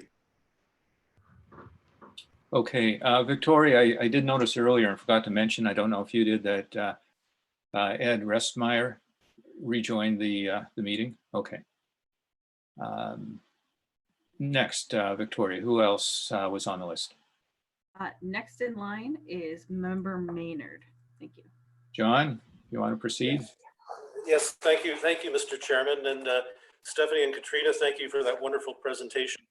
I have a couple of things I'd like to just bring up, and one is in reference to Peter Cooper, in the reference to how far we have to go by boat for those of us. And excuse me, everything I'm talking about here is to do with water access. It has nothing to do with land-based. It looks like we're pretty well organized as we head forward to that. But the number of people have referenced the fact that a lot of us have 20, 25, 30, 40 minutes to get to our marina. And yes, you really should be considering that in our piece. But I'd like to give a little flavor, which I believe people like Tom and Peter Cooper and George will back me up here, as to what else is going on with that. First of all, none of us actually make a garbage run. When you're 25 minutes, a half an hour round trip, that trip is always associated with some other purpose trip. Most common is going to pick up family on Friday or delivering them back to the marina on Sunday, or guests. Yes, we do have the odd trip where we are go into town. That's probably the least issue when we do that, or we're permanently going home on a Sunday night, etc. Having said that, we have blue boxes, gray boxes, we have garbage, we have dogs, kids, and a whole lot of other things. These boats are full. And if you can imagine right now, we're able to pull into the marina, carefully take our garbage, and we're very conscious, and it's all well sorted. And for 99% of us, it's in the appropriate bins, and the blue and gray boxes go back in the boat, and we load the cars and kids and dogs and go home or go on our way.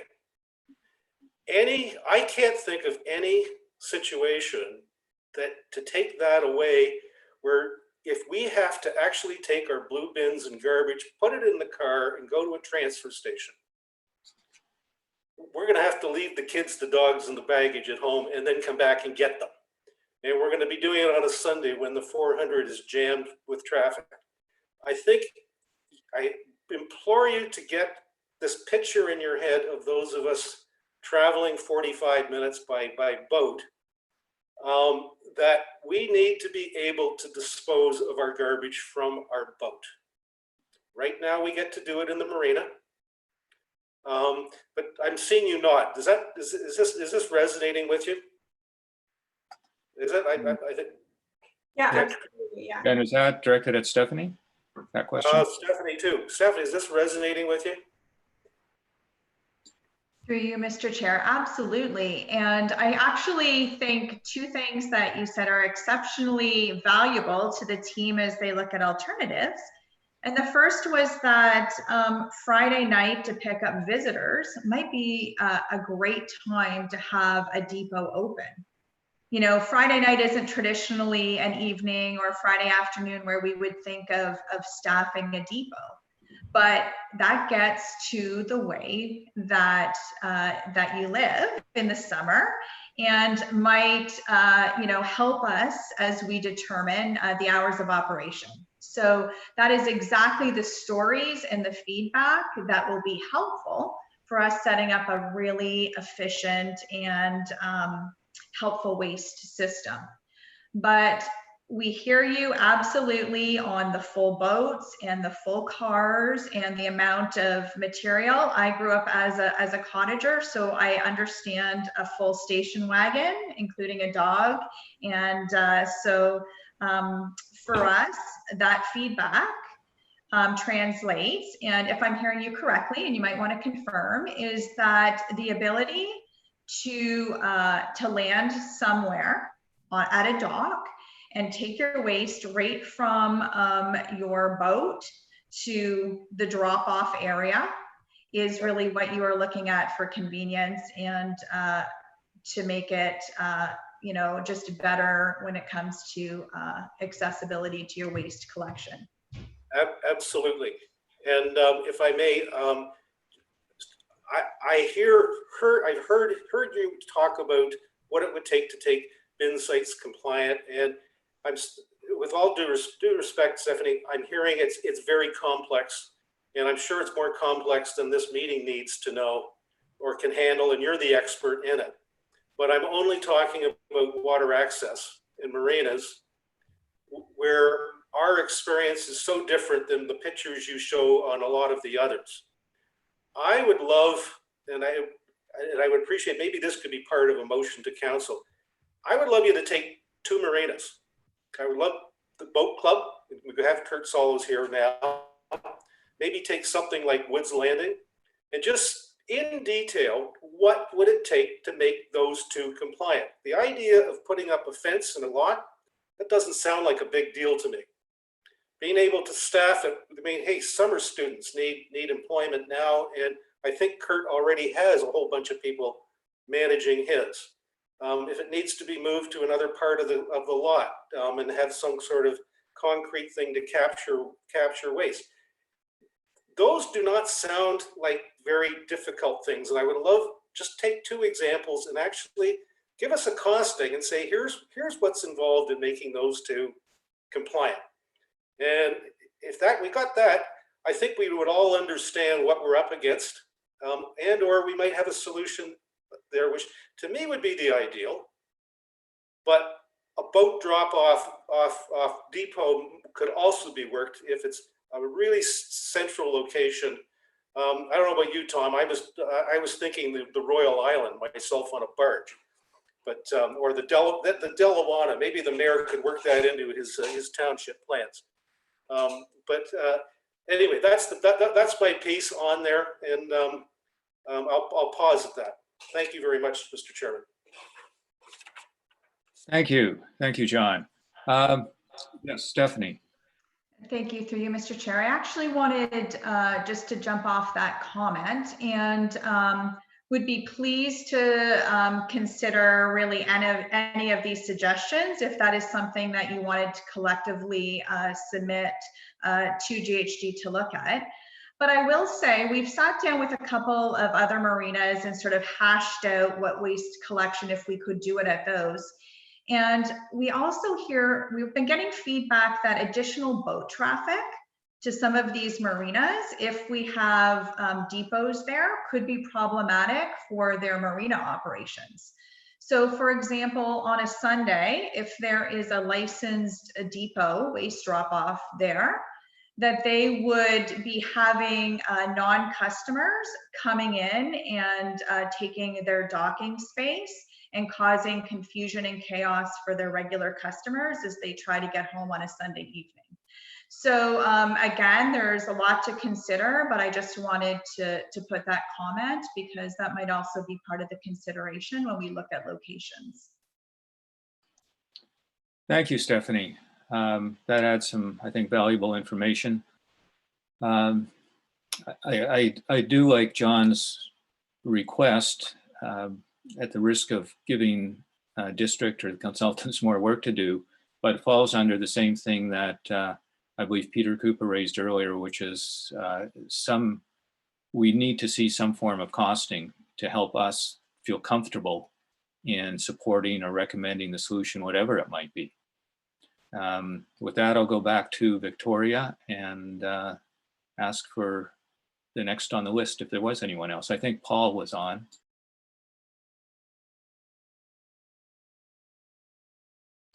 Victoria, I'm not hearing you. You're muted. Can you hear me now? Can you hear me now? Yes, I can hear you now. Okay, sorry about that. The next is Member Wienko. Thanks. Just a couple of issues. The more I listen, the more I get my questions answered. But one of the issues that we have to address is how often these waste depots are going to be open and so on. And basically right now, the way I see it is that the Go Home Lake community seems to be happy. I guess, Jeff, you indicated that they seem to be happy with a new waste depot there, so that's great. So their issue may be resolved partially, but the main issue, of course, is Honey Harbor. And I was wondering, and it really comes down to hours of operation. If there's a need for a 7-day-a-week operation, then you really do need a waste depot. But if you only need, say, weekend operations on Friday night, Sunday, or whatever, for operations, can you start bringing in trucks and portable bins and so on, just for those high peak periods?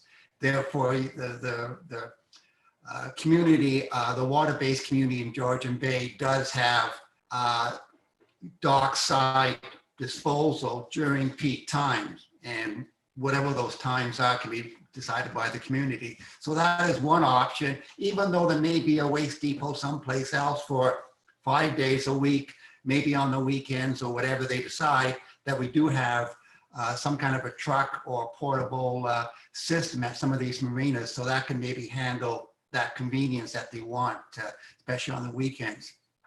So I'll get some comments on that. The other issue I want to address is we keep on saying that any system that we come up has to be supervised. So if we're going to be building a couple more waste depots, there's already 2, so there'll be 4 waste depots in total. So that'll be 4 people that have to man these depots. And of course, we have to talk about the timing. The question is, what is the function of these supervisors of these sites? And if it's like the transfer sites, these will be security guards. So what's the purpose of those security guards? And the issues I want us to think about is, are they going to take information from us? In other words, who we are, license plates and so on. Are they going to control bag limits?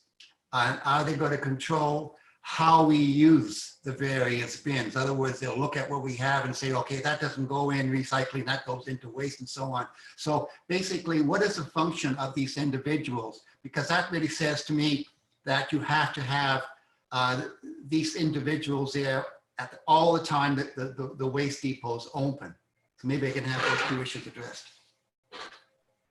I think that was directed to you, Stephanie.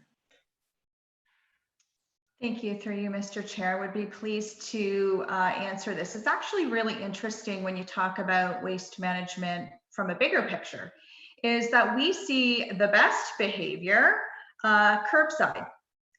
And that gets to something that I like to talk about. I'm not sure if I talked about it at our last meeting, and that is ownership of waste. That if the collector knows that that is my garbage, I'm going to do my best to adhere to the district's waste to the rules, putting out the right amount of garbage, doing, following the blue box and the diversion rules, and using my green bin properly. We see the next best behavior at supervised transfer stations, because there is that accountability that when I bring my garbage, I'm going to follow again the rules. Where we see the worst behavior is at any place that we have unsupervised waste collection. And we see it with the condition of our blue box recycling there. It is terrible. I have traveled around Muskoka looking in the bin site recycling containers, and they are full with things that should not be there. The paper, the containers mixed together. I saw a window blind in one of them. That is garbage, and that's where it should go. And so for us, it's costing us a lot of money to process that recycling to really have it end up in the landfill. And so the purpose of having supervised drop-off is that we have a bit of an education component that the attendant can help, to ensure proper sorting. If we wanted to expand service to have green bin drop-off organics, they have to be used properly, or else that's going to impact our processing operations. So better diversion, better behavior, ensuring that what is dropped off there is household bag garbage, which meets district limits. So that's the 3 bags per week, is really adhered to. We see things that should not be dropped off at those bin sites right now. Bulky waste, couches. There was a full barbecue, last week at one of the sites. That doesn't belong at these sites. That has to go to a transfer station for proper disposal. And so really the role of the attendant will be to ensure compliance. And that really is the intention of the ministry on why we put supervisors at these sites. Paul, does that answer your questions? Oh, that answers one of my questions. The other question I had is, how interested are people to have some kind of dockside pickup on the weekends or high use areas or high use periods? And I don't know how flexible the district is to supply garbage trucks at some of the marinas during the weekends or whatever the high period is. Now, are you asking staff that, or a general question to the residents on the islands that we have represented? Staff, Stephanie, is this, you indicated that these are options, but if there's a waste depot in Honey Harbor, for example, would you also consider having a garbage truck at some of the marinas on a weekend type of thing, if that's what the community wants? To you, Stephanie? Thank you, through you, Mr. Chair. That is very interesting, that question, Councillor Wienko, in that I believe, if I understand you correctly, you're saying is, could it be a combination of options? Is that, could we have a supervised depot that would have specific hours, Friday, Sunday, weekend hours, but we would also have an island water access, curbside like route that would go to marinas to help their customers and to service those. Something we had not considered, but I would be pleased to go back to the GHD team to talk about whether or not a system like that, where it could be a combination, what that would look like, what it would cost, and we can work on that. I will just explain maybe the garbage truck option to those not sort of understanding. We had actually talked about this as our emergency contingency, and that is having 2 garbage trucks. And in order to get diversion, we would have to have 2 trucks sitting waiting. So that is one that would collect garbage and organics. So we'd be able to offer organics and recycling. So, papers, fibers. The trucks would sit for a period of time at a regular schedule. And residents would be able to land or to dock and just to deposit their waste there. And so it really does meet a lot of our criteria. It allows for ownership of waste because the driver is there to supervise, and it allows for diversion, and obviously acceptable to the ministry, as this is a licensed way that we can collect waste. So I will take that solution to maybe a combination of methods for Honey Harbor, where we have a large number of residents. And just to complete that thought, what's about a possibility that all day Saturday, you can bring your garbage to the marina, you can put it in the spot. And then on Saturday, late Saturday afternoon, the truck comes by, picks it all up. So therefore, you have much of the day to drop your garbage off, knowing that at nighttime it's going to be picked up by a truck coming by. So they could handle, I don't know how many marinas in Honey Harbor, but there's 9 or 10 marinas. You can have garbage dropped off at those 9 marinas and they're picked up that night by a truck.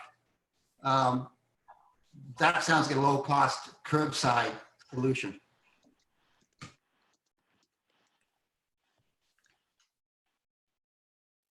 Mr. Chair, would you like me just to, because I do have a comment on that, because that actually gets to how this system would work. We have to be clear about this, the garbage truck for a specified period of time. That material could not be left ahead or after the truck is there. And so that would be really important for us, because we cannot have unmanned garbage sitting around, because again, it gets to some of our issues with the bin sites and risk that that garbage unattended leaves. And so we would have to make sure that material is only dropped off during the period that the truck is sitting there and deposited directly into the truck and isn't sitting on the ground. Okay, does that answer your questions, Paul? You're okay? All right, thank you, Stephanie. One thing I'll mention on that as well, and this is thinking post-COVID, the Gibson Lake Depot, for example, people quite often leave stuff there. Sometimes they've left metal. I actually challenged one person who was dropping stuff off, and he says, oh, I've got arrangements. Somebody's going to come pick it up. It's a scrap metal person. And other people leave stuff that they think other people might be wanting to use as per the larger transfer stations. In a licensed depot that we're looking towards, would there be the facility there for people to leave stuff to be reused by other people? Just trying to follow on, piggyback on Paul's comment there, Stephanie.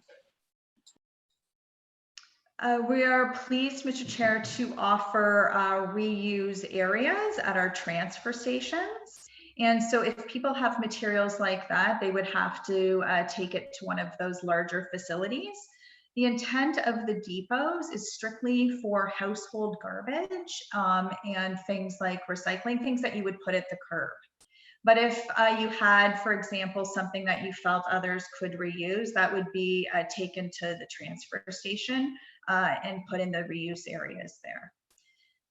Okay, thank you, Stephanie. I would like to see something that can be some area for reuse, but we'll deal with that later. But I appreciate your answer.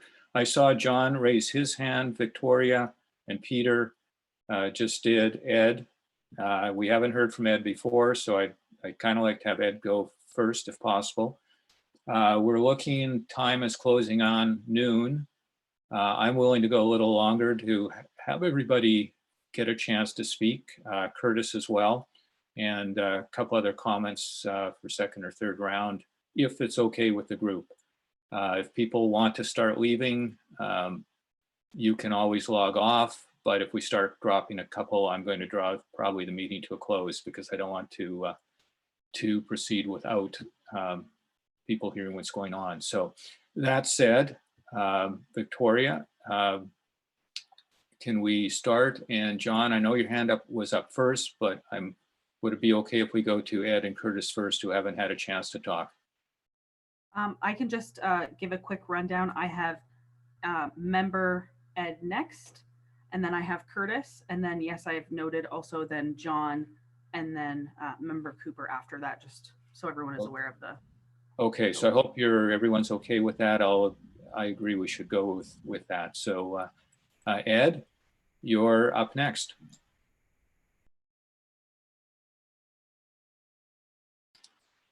Ed, you have to set your unmute your mic, or Victoria, do you have that power? There we go. Is that better? Thank you. Thank you. Thank you, Chairman Bruce and Stephanie, for the work that you've been doing. I'm familiar with South Gibson Lake Road because that's where we live, and it's the site that we take our garbage to. One of the things that I'd say is that in the past, a number of years ago, there was a tower put up. There was a camera on top of the tower. There was a great deal of money spent putting a propane powered system there. There's a solar system. And right now, the camera's even gone.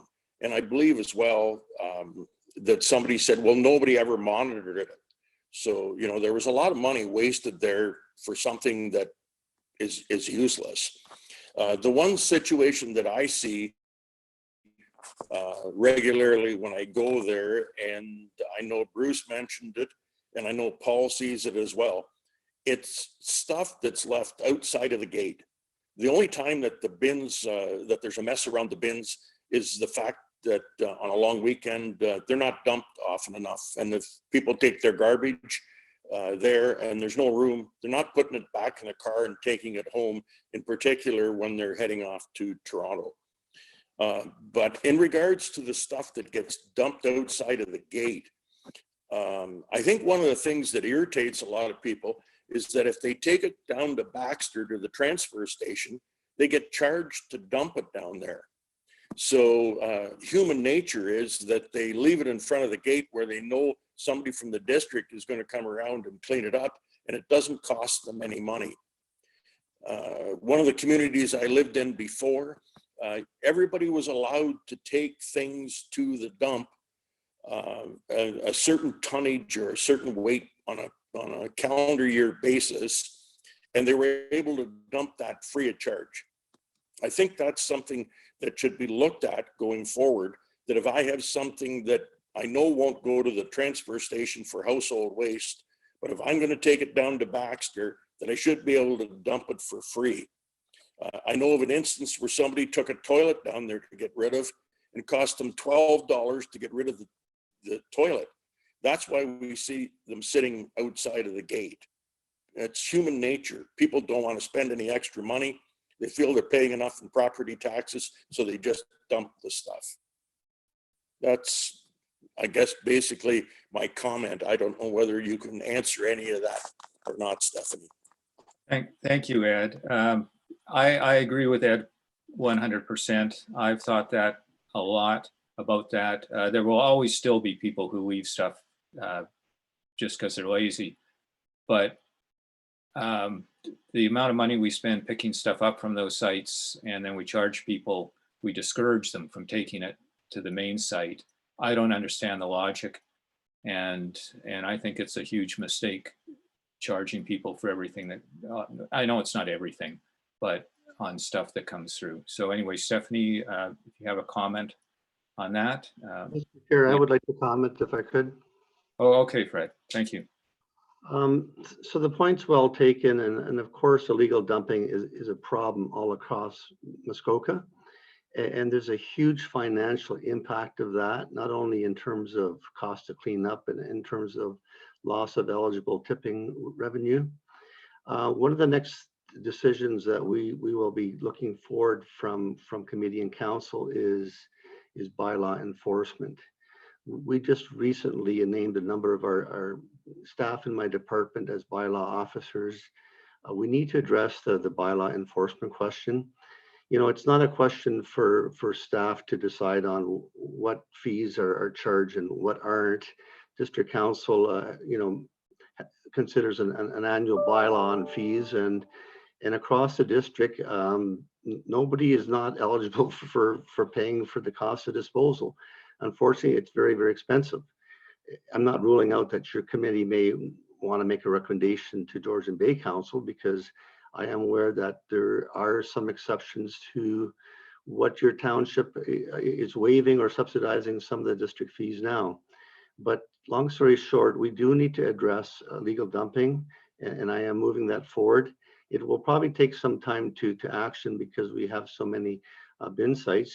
And your point also, sir, is well taken on the cameras, but when you have 88 bin sites, you know, having the resources to manage that, that's another cost to taxpayer as well.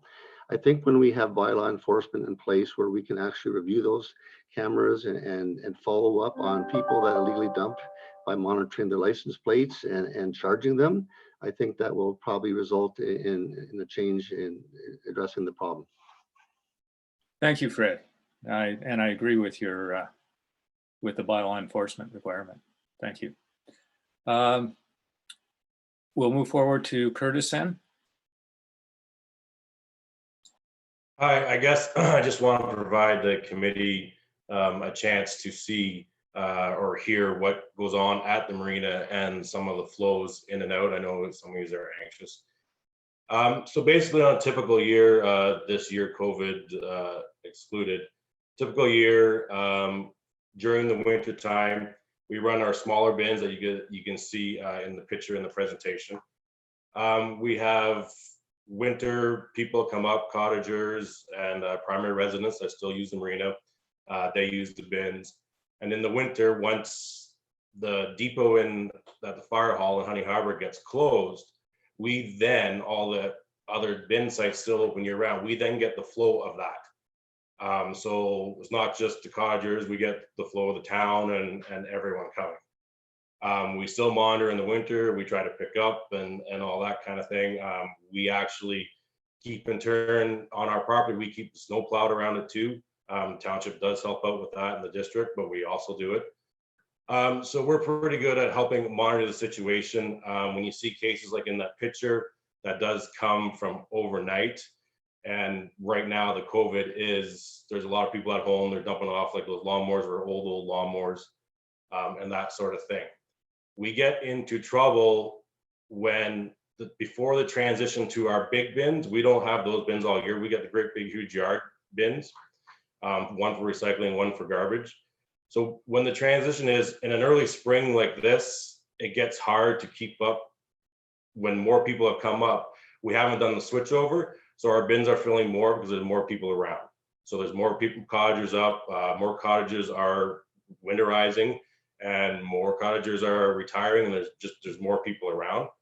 So until we get the big bins, we often have times where it gets a little overflowed and if we're just scheduled on the regular tip once every 2 weeks, it's just too much. Everything just gets full and people will then turn and just leave it sitting on the ground. The animals get in it, we all know that. Once we do transition to our big yard bins, we are scheduled to tip in the summer, busy summer months on a Friday and a Monday at the Honey Harbor Boat Club. I can't speak for other marinas, but we tip on a Friday and also on a Monday. Past 2 years, we've had problems where we haven't got tipped on our Friday. So we may have got tipped the previous Monday, but all the garbage has built up, filled all week. We don't get tipped on the Friday. And then the problem is we're waiting until the following Monday to get tipped because no one has come. We have the bins already full before the weekend traffic even starts coming through. This has led us to help monitor for our members and everything. Garbage, people drop stuff at the bottom of the hill. We have a four-wheeler and stuff. It's more for our members and stuff, but we take it up the hill 4, 5, 6 times a day. Once we get up there, everyone or people will tell us the bins are full. I said, I know we didn't get tipped Friday, but we'll take rakes and start pushing it back. The big bins, if you notice, even in some of the front loading bins, they're never full. You can push the rake back and push the garbage back because people throw the garbage in and some of the bins are so high, the doors, not everyone can reach properly. So it just gets in and then drops right in front. So when people come down and think, go to the door and the bins are full, they leave it sitting there and actual fact, they're not. You can push it back because you can't throw it in. I've suggested before, just to the district and stuff, but if you change the bins to be able to open on both sides, the big yard ones, you'd actually be able to fill the dumpster and you wouldn't have as much of an issue of people lying stuff around. We do have people, like was just said, that do leave stuff that think people will reuse or pick up. And the odd time we do have people leaving paint cans. I send letters out to all our customers trying to say, hey, we'll help you with your large garbage pickup. This is when the places are. And even in fact, we'll store someone that they bring in a fridge and got a new fridge. We'll store it here until we get a few and we'll actually bring it to the dump for them. That's some of the ways we're doing it. I have to call and I have lots of emails and pictures of when the dumpsters don't get changed. This year, there was a 2-week period where we didn't get changed on a Friday or the Monday. So we had about 2 weeks of garbage in our busy summertime. We were actually having to hold it in a trailer in our shop facility so the animals wouldn't get at it. I think the district also needs to look at the contract they have with some of the people coming. I know right now people are scared to touch the bins. I get that. So you can see the bin doors are left open and then animals can go in. But also sometimes whoever, I don't know who's responsible for it, but the doors, when they're traveled, they're locked. So there's pins that go down in the doors on the big trailers and they're locked. So if I'm a littler person, I walked up and no one has opened it for me, sometimes you can't just physically get the pin open, so people can't even open the doors. Or on the recycling bins, they're great big huge folding doors. If the driver that's dropped it off hasn't lifted it, we've gone around, and I go around usually lifting the stuff and taking the pins out half the time because of that situation where the people either physically can't or don't know to, and they think it's just locked and done, so they sit it on the ground. So that's something I think the district could look at, even with the little blue recycle bins that dump. When they dump them, the lids fall shut. I have a hard time sometimes lifting the lids to get it open, so I can't expect a woman in her 60s to be able to lift the lid to be able to get her recycling in, and they in turn sit it on the ground. We do get a lot of summer traffic, not just only our customers and our members. We do have a very busy gas dock here. Store, we have a very busy store. Other people pick up guests here. So it's not even us dealing with just our garbage with our 200 and plus slips. It's a large majority of the community that comes to the marinas, and if they're coming to get gas or pick up a guest, they're not getting in, their car might not even be here because their friends are parked here and are leaving. So we do get a lot of extra flow, and I understand that as being one of the busier marinas that we're going to have more garbage.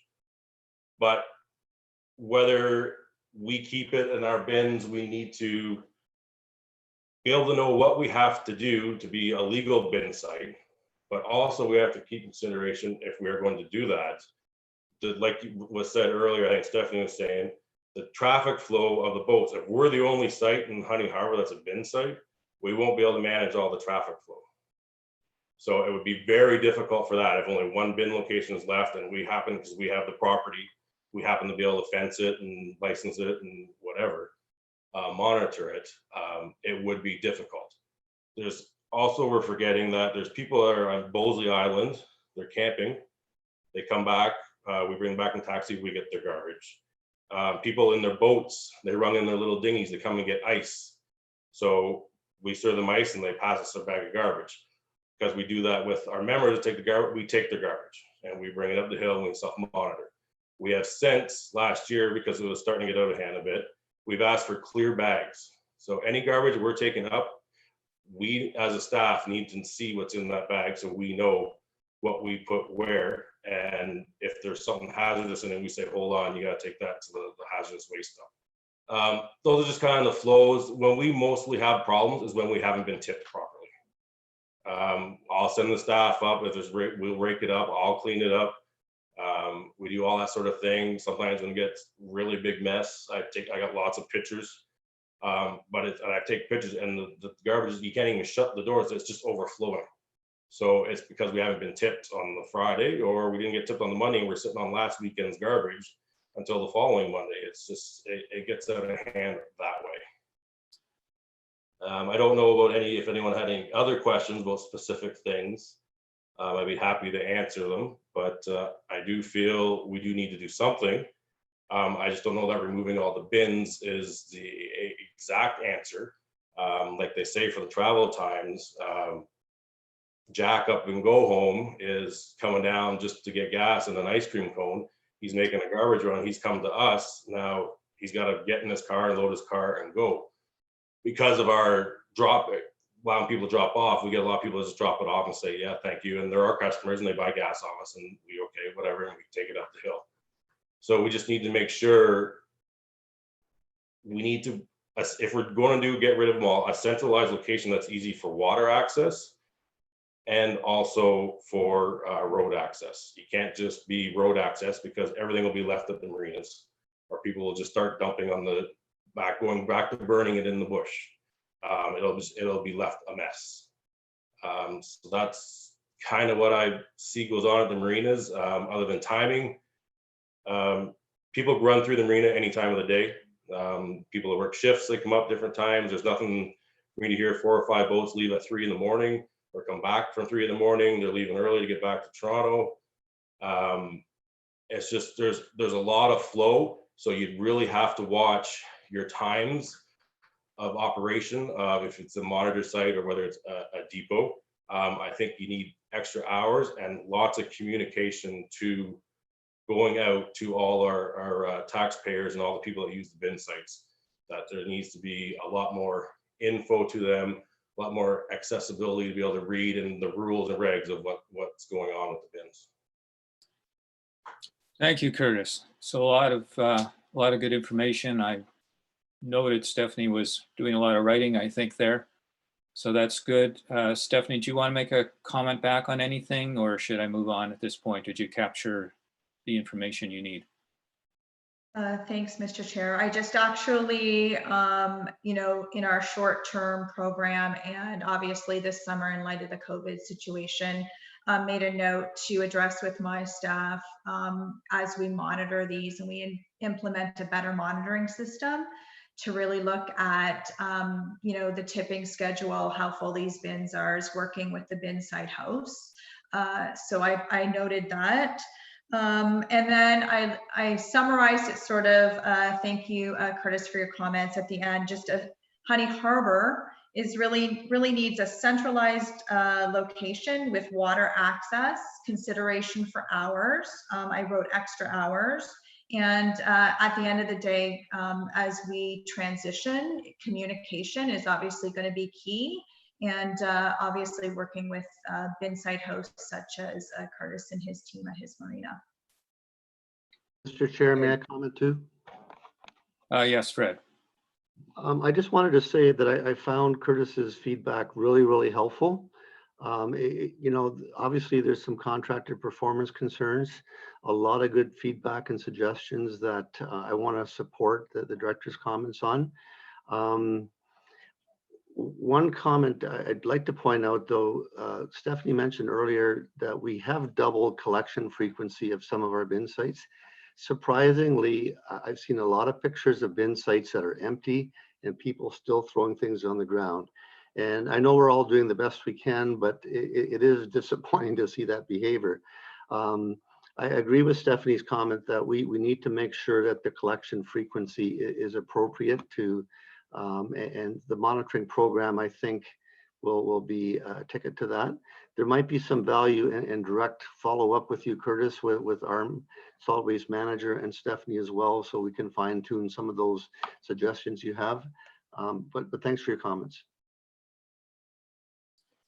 Thank you, Fred. Curtis, would you be okay with them following up directly with you to go into these things in more detail? Yes, for sure. I know our marina hasn't been contacted yet by the district to talk to, so I'd love to be able to bring them in and sit with them. Just going back to the last comment about people still sitting stuff on the ground, we got to remember right now, yes, I hear the garbage trucks get tipped more. If I'm at the marina, I'm hearing them more, and thank you. It's helping. The people sitting stuff on the ground, whether it be bags or stuff, I think we have to really keep in mind too that in this situation of the COVID, people are scared to touch anything. So they know right now, like they don't even want it because the bins can't be open unless they're latched, and that's why they get left open. But people don't want to touch the bin. They don't know who's touching. They don't want to throw it in, so people are just sitting up there, is what I found at our site anyways. Okay, thank you. I'll let the three of you work out some communication on your own. John, I think you're the last one we have up. I'm going to ask us after John's comments to, unless we have something new, that we move on to the resolution so we can wrap up within reasonable time. But we'll see where we get to. John, you're up now. Thank you. Thank you, Mr. Chairman. I'm going to be very brief. Following on Councillor Wawenko's suggestion about Saturday pickups, and Curtis, I can't help smiling about your comment about somebody from Go Home coming down for ice cream. I still will. I think it's fair to say that the people that are traveling 25-30 minutes by boat are not coming down on Saturdays once the guests and whoever has arrived. However, so that's not the date. However, both for Stephanie and also Bruce, for this, Mr. Chairman, for this committee, I think I would like to just register a thought that would be, I think, available to the committee or Stephanie to you. And I shouldn't be speaking for Mr. Haldenby on the phone, but both Cognishane Cottagers Association and the Honey Harbor Association have electronic communication and surveys going on with their people all the time. If it's of use to this committee or to you, I have no doubt we could circulate a survey to get input on timing at the appropriate time of your convenience. And I suspect it would have the highest response rate of any survey known to mankind. So it's just a suggestion and a thought. Thank you. I think that's a good idea. We had talked at the last meeting and after about how to collect information better and more easily. I know Victoria was sending some stuff out. Yeah, I think that's, Victoria, something we might want to note and to follow up and see if we can with the district, access more input through those channels. Thank you, John. Okay, I believe that's all that was on the list. Is there anybody else? Oh, hang on, Peter. Yes, Victoria? Yes, I just wanted to say that I believe Member Cooper had his hand up a little bit ago. I just want to make sure if you want to speak again. Thanks. Okay, sorry, Peter. Is there anybody else who has further comments after Peter? Not at this point. Okay, Peter, floor is yours. Thank you very much. A lot of great information. And I think we've touched on some very interesting possibilities. I think John Maynard hit a few very good points earlier on with respect to how we might solve some of this. It strikes me that we also need to look at how we can convert our existing marinas into compliance. I think that's a possibility. Our marinas might say to us, well, yeah, but it's going to be labor intensive. Well, maybe we need to work out a way that the marinas either get compensated or we have it as a service that goes through the marina and they charge their customers. But I think we need to consider how we can make our existing marinas, some of the marinas, well, any marina also, by the way, handles another aspect of this, which has been mentioned, which is staffing of transfer stations, bylaw enforcement. This is all labor intensive. We already have labor at these marinas. We need to learn how to use our marinas better so that we don't have the same problems. And I think, for example, fenced in sites at the marina make some sense. So that, and I think one of the things, as I understand it, the boat club does, especially in the busier times, they actually have an ATV with a trailer and people put garbage on the trailer and it gets run up to the fenced in area. So I think we need to work with our marinas more closely to try and sort this out so that we don't increase our costs, essentially doing things like bylaw enforcement and staffing at transfer stations. And I also think that we need to remember that the usage is really across 7 days a week. It's really quite remarkable how certainly in June, July, August, and September, our constituents are inclined to come and go when they so choose.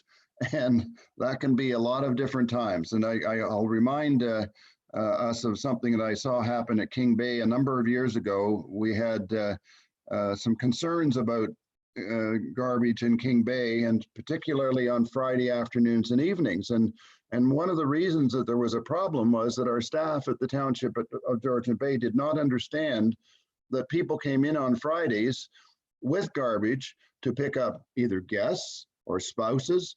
And many of these people are spending the entire summer out on the bay. So they'll come in to pick up guests or to come in whenever it so suits them. So I don't think we can come up with enough time in our transfer stations to come even close to what sort of flexibility we need. And we do have our operators of the marinas there most of the time, not all of the time, but a great part of the time. And maybe we need to work a way to work with our marinas. So that would be my suggestion from a go forward perspective. And thank you. Thank you, Peter. Did you want a response from anyone on those comments, or is that good enough that you've put it out there?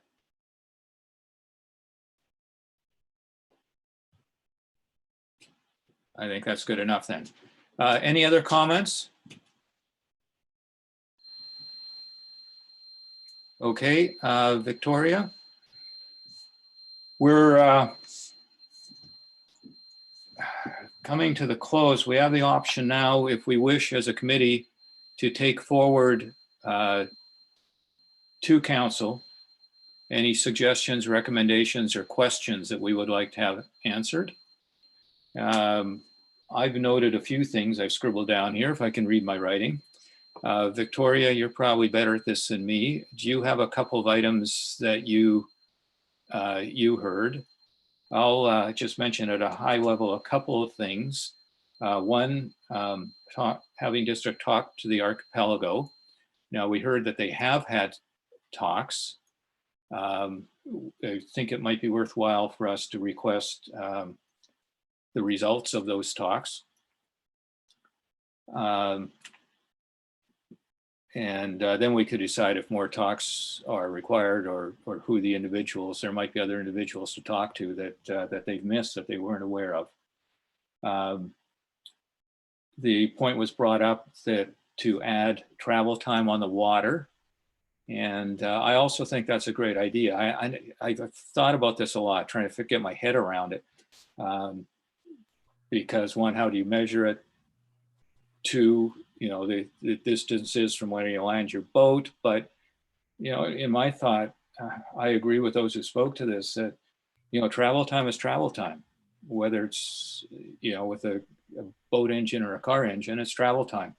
And as much as you can't get a solid number on it because of the dispersal of the cottages, etc. I would like to see, and it's something I would ask to be added on, as an additional, like a side statement that talks to and recognizes the additional time, kind of time range, something to that effect. A question from Karen. Sorry. I was just going to say, as the meeting has been going on, anytime something has been a key point specifically referenced for the resolution, I've been adding it in. We can put it up on the screen right now if that is helpful for you. Ah, wonderful. Your notes match my notes. So there we go. Okay. If that's helpful for everyone, and then we can go from there.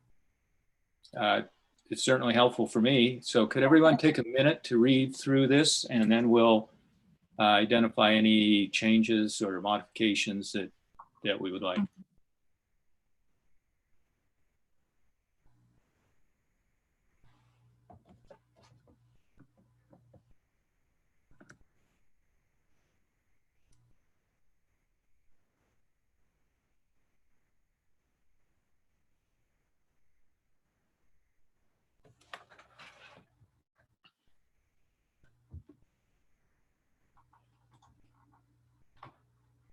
Bruce, if I may. Yes, Peter. I think we've sort of captured this, but it was my last point, which is essentially working with our marina operators to see how we can make the bin sites at the marinas compliant and make sure that our marina operators, some way or another, are compensated for their supervision. So I think that was one of the comments. And I would add that when I'm talking about any of these bin sites, I think if they're not supervised by staff at marinas, I'm not convinced that and we haven't really talked about this, I don't think, but I'm not sure we can afford the situation where we have unmanned, unsupervised bin sites, because they continue to be an ongoing problem. So I'm throwing that in at the end as well. Thank you. Okay, I'm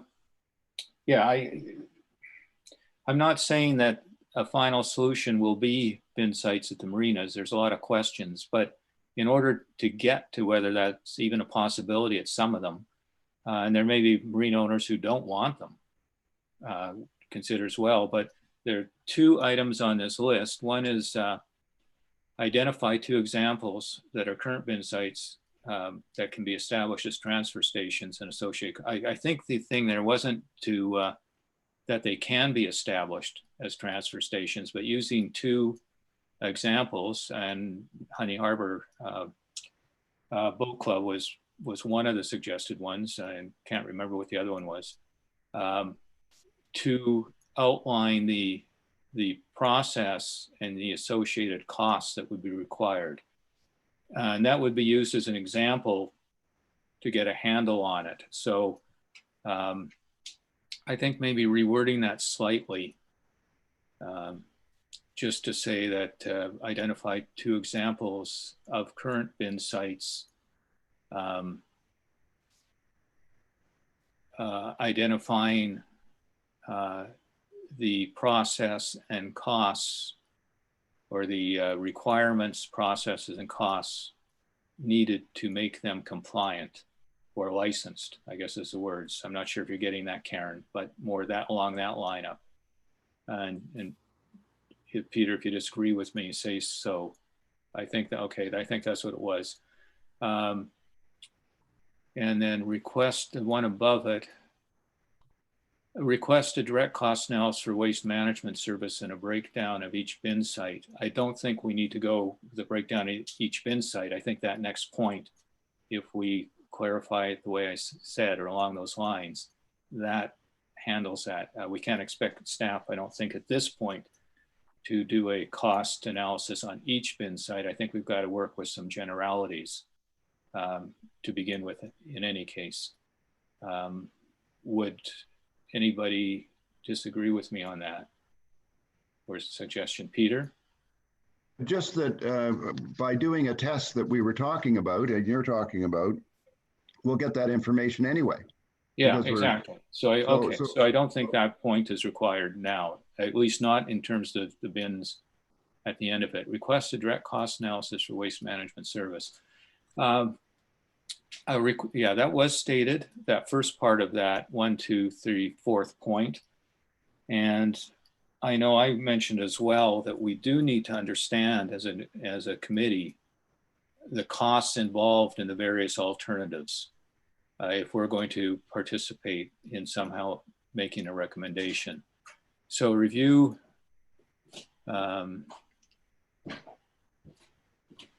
request a direct cost analysis for waste management services. I think does, if I look to Stephanie,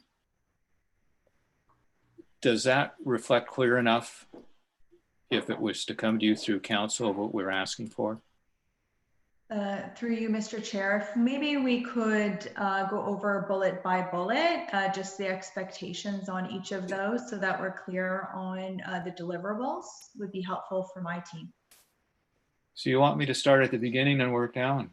Be organized. Okay. Yes. At your discretion, Mr. Chair, as you wish, but I just don't want to not deliver on the expectations of this committee. And so reviewing each in any order as you see fit would be probably really helpful.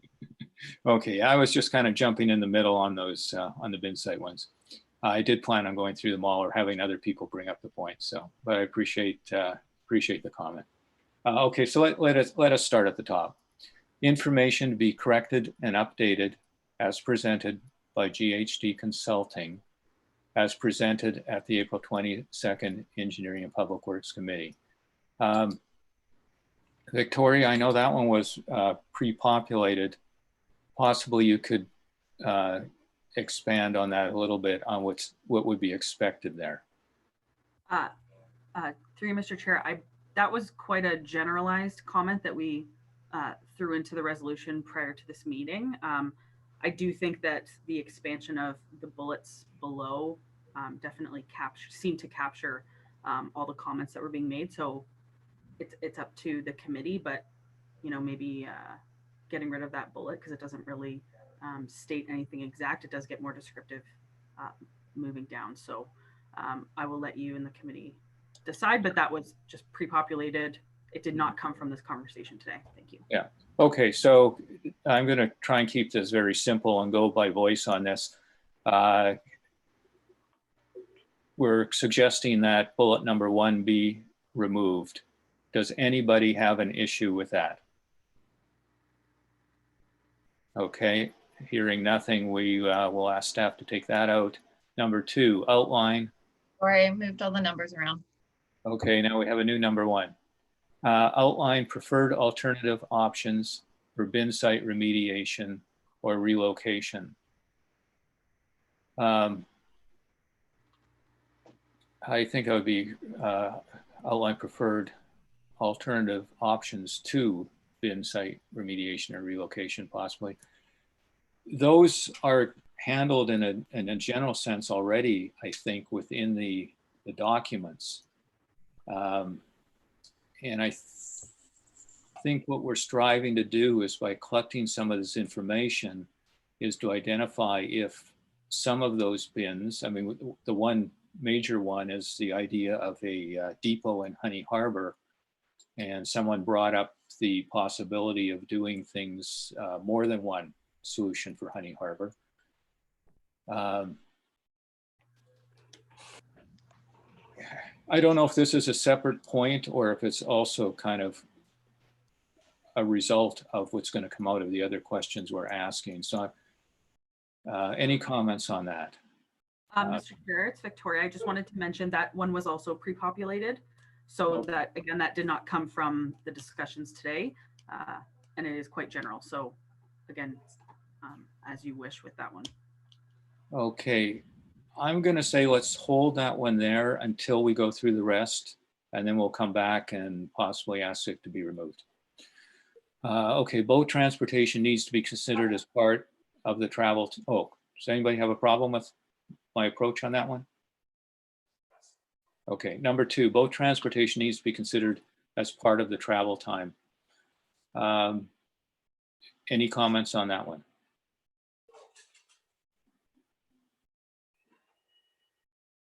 Would anybody like to see that removed, and if so, why?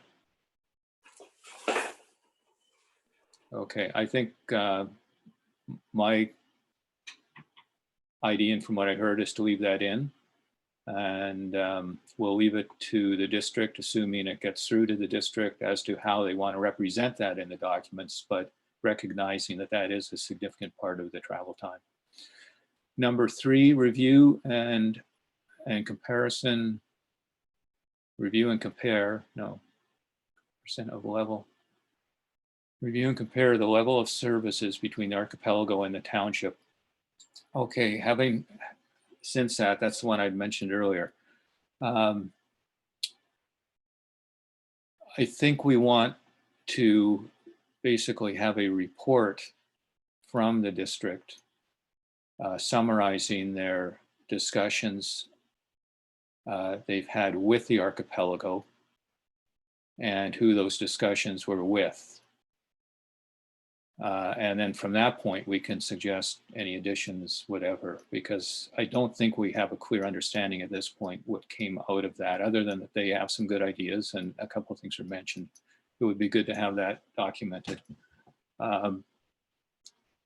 So the rewording that I'm suggesting is have the district provide the committee with the information they received from their discussions with the archipelago, and also who they discussed with. And Karen, feel free to write that in a clearer method than I just said. Mr. Chair, could I interrupt for just 1 second? Yes. I just wanted to make mention that it appears that we have had a few people leave the meeting. We do still have quorum, but we are right at quorum. So if everyone could just stay until the resolution's done, that would be great. Or please at least don't plan on leaving unless the chair is aware of that.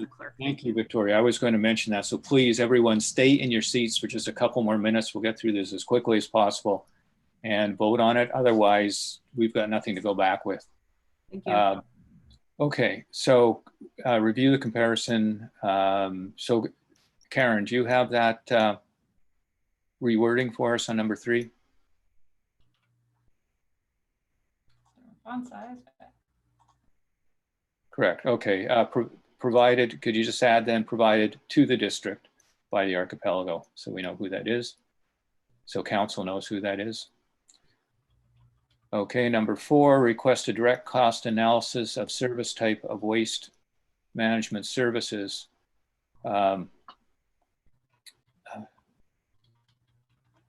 Yeah, request a, I'm not sure direct is the right word, but a cost analysis of the service types proposed or existing and or proposed for waste management services. Stephanie, is that too broad? I don't want to boil the ocean here, but we do need some type of financial numbers as stated earlier to be able to make comparisons.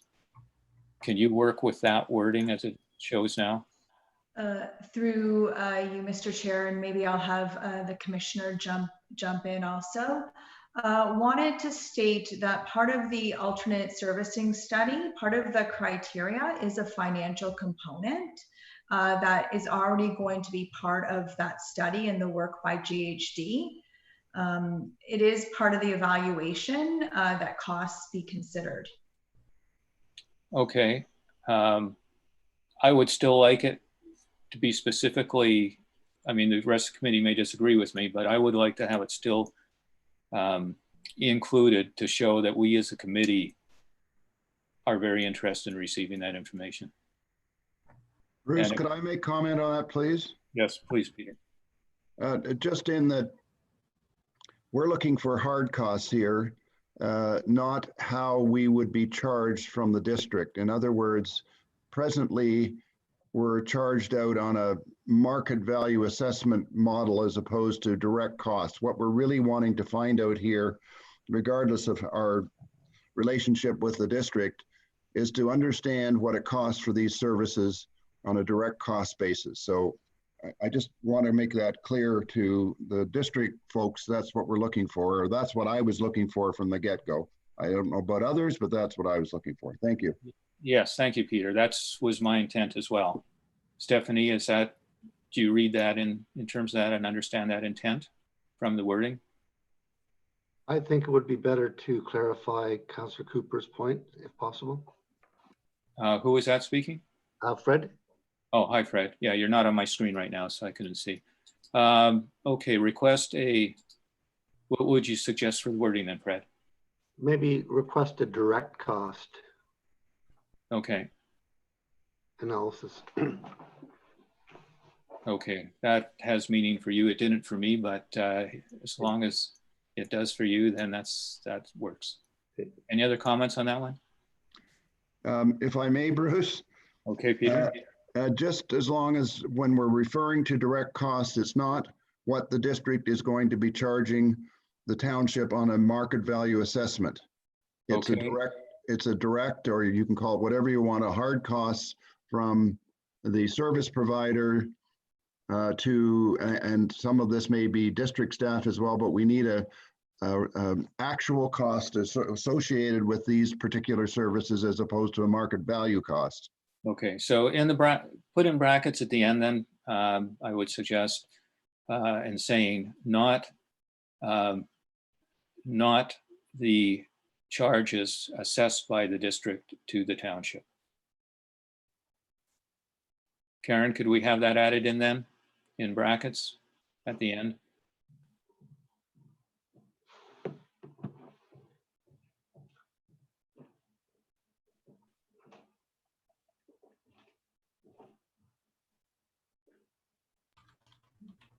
Is Karen still there? Yes, I'm here. So I'm typing on a different screen and then I'll copy it over. Oh, okay. It's hard. I can't see everybody on the current view. Yeah.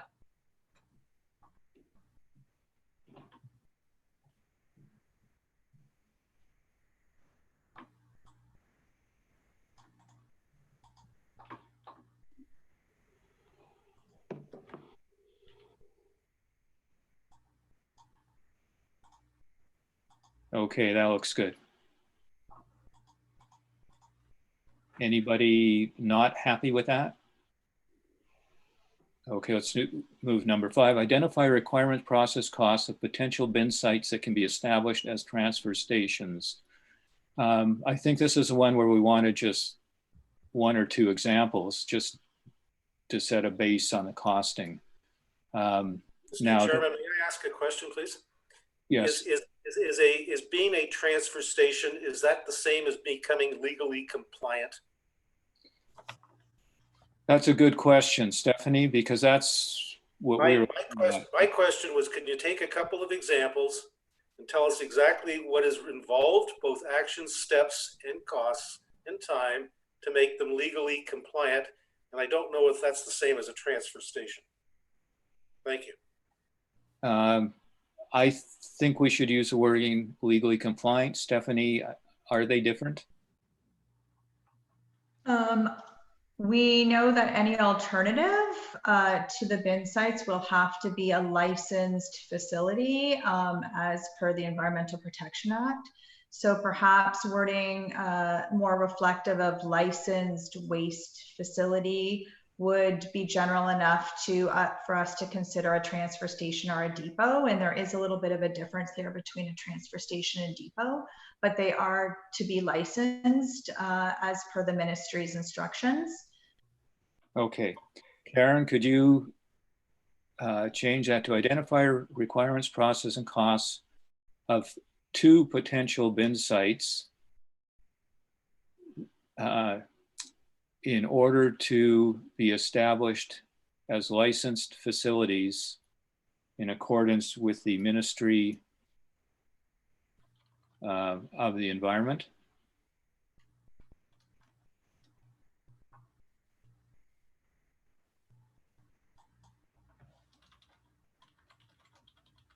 Do we want to make a suggestion of locations? That one be the Honey Harbor Club? Bruce, if I could jump in here, or John could, he suggested a smaller facility as well, because we're looking at large facilities like the boat club and maybe a smaller facility. He had suggested Woods Landing was another location, which I think might be another solution. And on this, I just want to really understand what we're talking about in terms of transfer stations, because we're really saying one that's a facility that's secure and licensed, but it may not be manned like in the regular sense. At the boat club, it'd be fenced in and locked, but the staff would take, for example, the garbage up to that facility and dump the garbage in there, as opposed to having somebody standing there all day long. It's sort of where I was going with this. Thank you. Sorry, Chair Hansen, can I just make a comment about adding in specific sites in the resolution? Sorry, I don't mean to. My concern is if we add in the specific site names, I know Victoria and myself have both made note of the ones suggested by the committee members, but if we put them in the specific resolution and for whatever reason those sites aren't feasible, then it almost stops the district from being able to respond if there is another suitable site that may be relevant versus them not being able to come back with that information. So I think maybe that's information that can be additionally included within the correspondence and comments, but I wouldn't advise it being specifically listed within the resolution itself to name those 2 sites. Okay. Do we need to be specific because on any way, or just leave it open?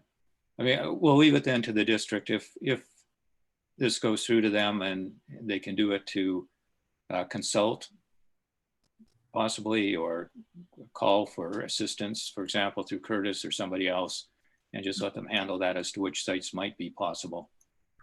Does that make sense? Then we'll just leave the wording as it is. Are you okay with that, Peter? Yes, I'm okay with that. I think we've given direction, and so we start with that. And if we have to move around it, I think it would be useful to consult with some of us at the Township of Georgian Bay as to which other suggestions might make sense or not. That's all. Thank you. Okay, thank you. Okay, number 6, alternative option recommendations for dockside pickup for weekend times and associated costs. Any comments there? I'm not familiar with dockside pickup, so I'll leave that to anybody else. Are we serious about that? That looks like a make. Sorry, Mr. Chairman, that looks like a make work project to me. Okay, Peter, you feel to make work, Jim, that suggest that we remove it? I have two people suggesting we remove it. Does anybody want to keep it? Could I just jump in? I think what John and I are seeing here is a barge or a steel boat coming by my dock and picking up my garbage. I'd be delighted. And I know this happened in the 1950s, but it's a little bit of a dream for today.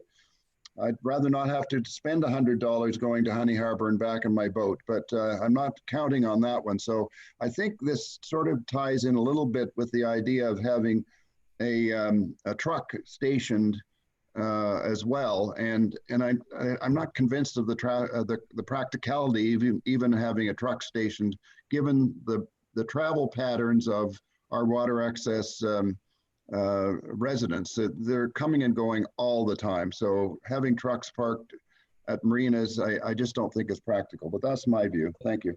Yeah, I think those are going to come out anyway of the study of what they're going to recommend, and we've already asked for direct cost analysis of service types, both existing and proposed, for waste management services. I think we've got that one covered as well already. So delete it, is what I'm hearing, sorry. Yes. Does anybody object to 6 being deleted? Okay, take it out, please. And 6, public education is a recommended component of the waste management program. I don't think anybody has an issue with that. Does that be resolved? The Waste Management Committee recommends to Council that staff be directed to prepare corresponds to the District of Muskoka Engineering Public Works that will outline public education as a recommended component of the waste management program. So I think that's just, my guess is that'll be there, but that's just us saying that, yeah, we want to see that. If you haven't thought about it, it's there. I don't think there's a to-do on that as such. That won't happen anyway, but we want to see it. Anybody disagree with that? And so I think I just changed the word is to be or something. Public education be a recommended component. Okay, with that, can we have Victoria, could I call upon you to read the resolution? And then we'll ask for any further discussion. And after that, we will call for the vote. Mr. Chair? Yes?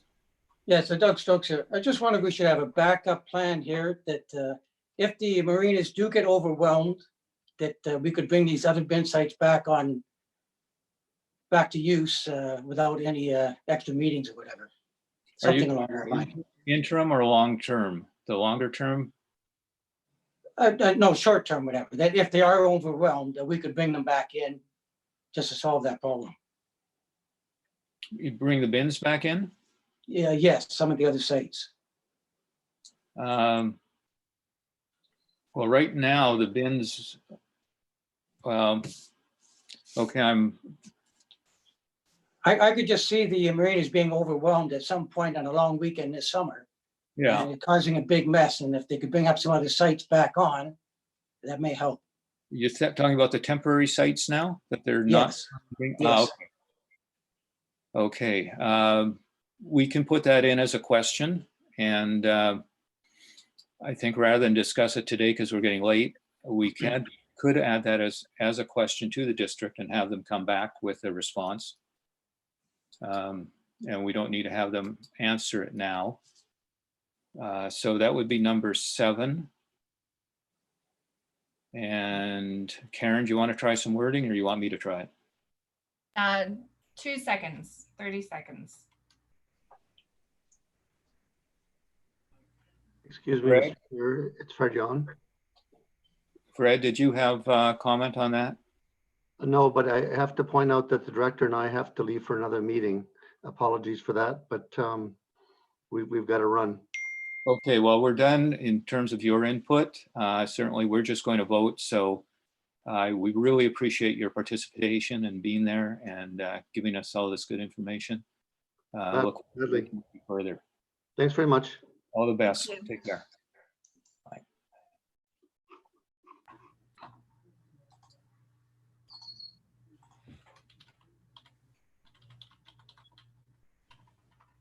Mr. Chair, while Karen's finishing up that portion of the resolution, I just wanted to note that I'll have her as clerk read the resolution just to make sure we stay with protocol Okay. and whatnot and keep it fluid. So she will read prior to the vote for you. Thanks.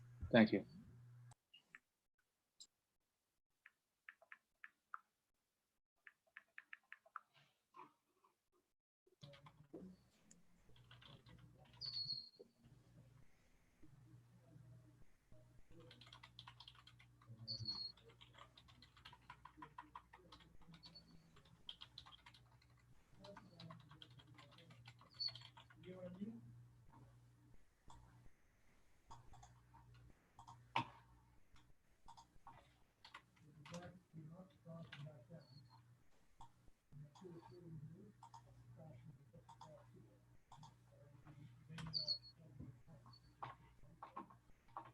How does that look, Chair Hansen?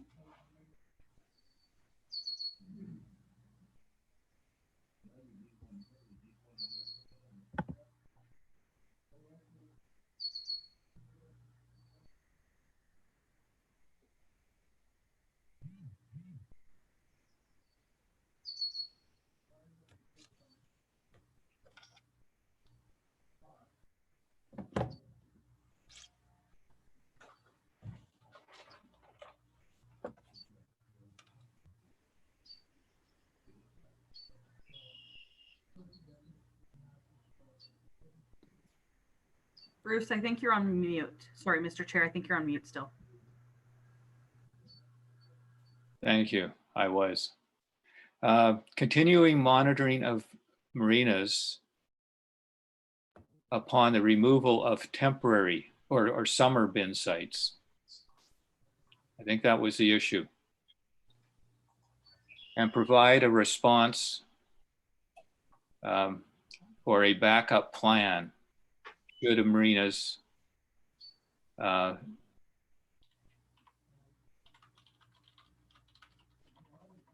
not be able to meet the resulting capacity increase.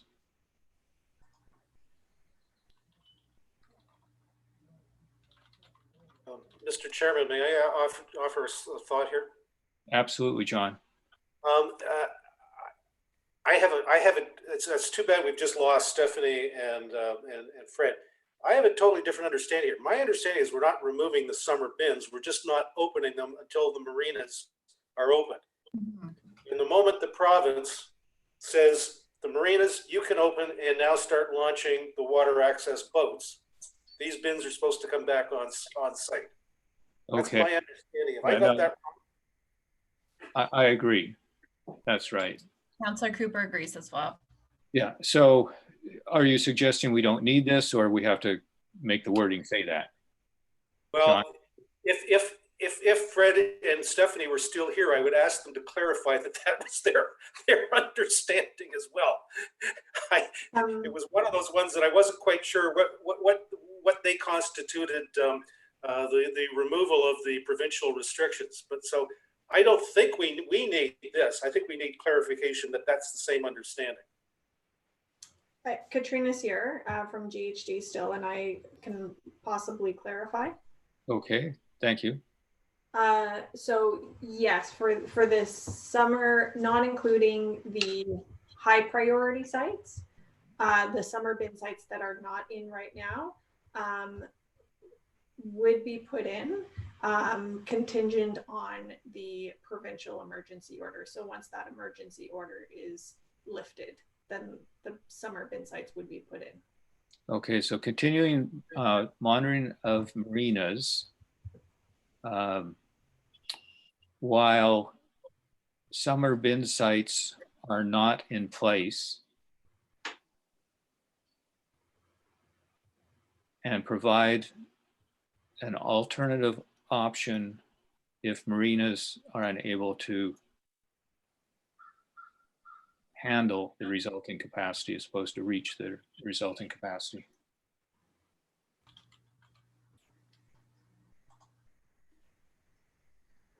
Does that make more sense, John? Peter? I'll have to let Peter deal with that one. Thank you. I'm not sure that we really need it. I think John sort of, should have been clear. And as long as the district understands that what we read in their report is what is actually going to transpire. And that was that any of the summer bin sites would be up and running once we had the issue, whatever you want to call it, lifted. Once the marinas are allowed to be open. Yeah, So we don't need this one at all? I don't think so. Anybody disagree? Sorry to put you all through that. Doug? Yeah, sorry about that. As long as the sites are going back up, that'll be fine, yeah. Yeah, okay, take out number 7, Karen. Sorry to put you through that. It's okay. That takes us back to number 1, outline preferred alternate options to bin site remediation or relocation. That was a general one that was pre-populated in there. I think we can probably get rid of that too. We've got the specifics underneath. Anybody disagree? Okay, let's take that out, Karen. Okay, that's it.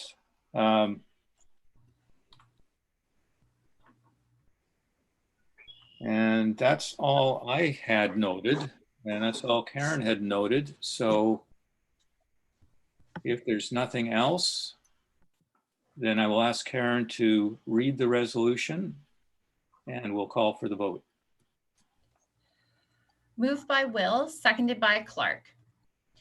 Be it resolved that the Waste Management Committee recommends to Council that staff be directed to prepare correspondence to the District of Muskoka's Engineering and Public Works Committee that will outline: 1, boat transportation needs to be considered as part of the travel time.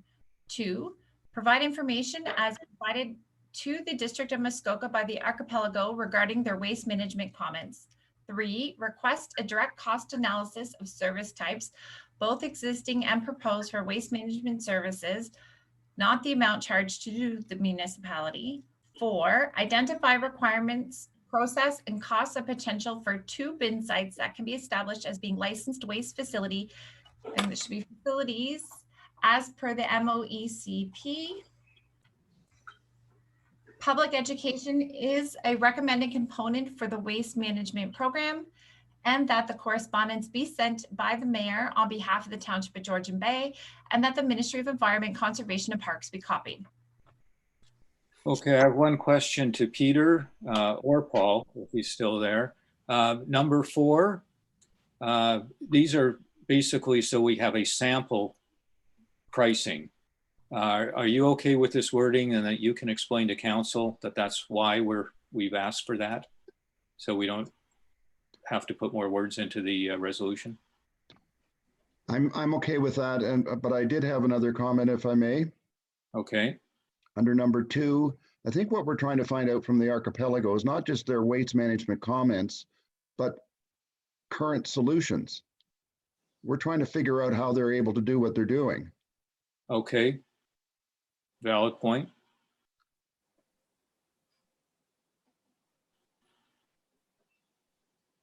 All right, thank you, Karen.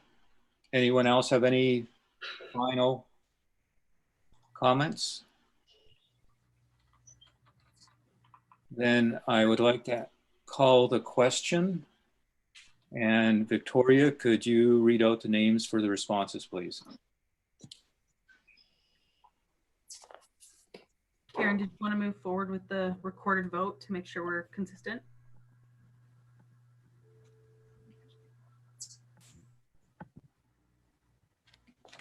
Sorry, I'm just making sure I know who's all on the call still.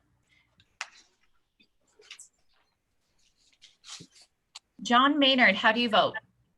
I'm for. Edward Restemeyer, how do you vote? For. Curtis Solos, how do you vote? For. Doug Stokes, how do you vote? For. George Will, how do you vote? For. Councillor Cooper, how do you vote? Yes. Chair Hansen, how do you vote? Yes. Is there anyone who's on the call whose names I have not called? Let the record show the motion is carried. Thank you.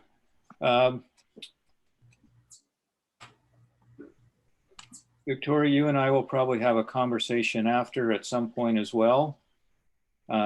Just on follow-up. One thing I'd like to get into more detail on is possibly for the next meeting is how we, as a committee, can get more involved in working towards solutions or recommendations with the district. But with that, leaving that thought with everyone, I believe I can call for adjournment. And we should have a resolution for that as well, should we not? Yes. And so call for adjournment at 1:02 p.m. And can we do that by a raise of hands, or do you want to go through the name? I think right now I can see everyone and no one looks frozen on my side. So if everyone like to raise their hands, if you'd like to vote in favor of adjourn. Make sure your hands are in frame, as they say on the set. Yes, the motion is carried. Thank you. Thank you. Thank you, everyone, especially all of you who stayed on so we could get those things voted on. I appreciate everybody's input. I think we said we needed 3 hours. I assumed we gave ourselves 2 because of 12 o'clock would have ended us for lunch, but we needed the 3 that we talked about last week. And thank you so much for hanging in there. Staff will get back to us with the next steps. Good stuff. I'm just going to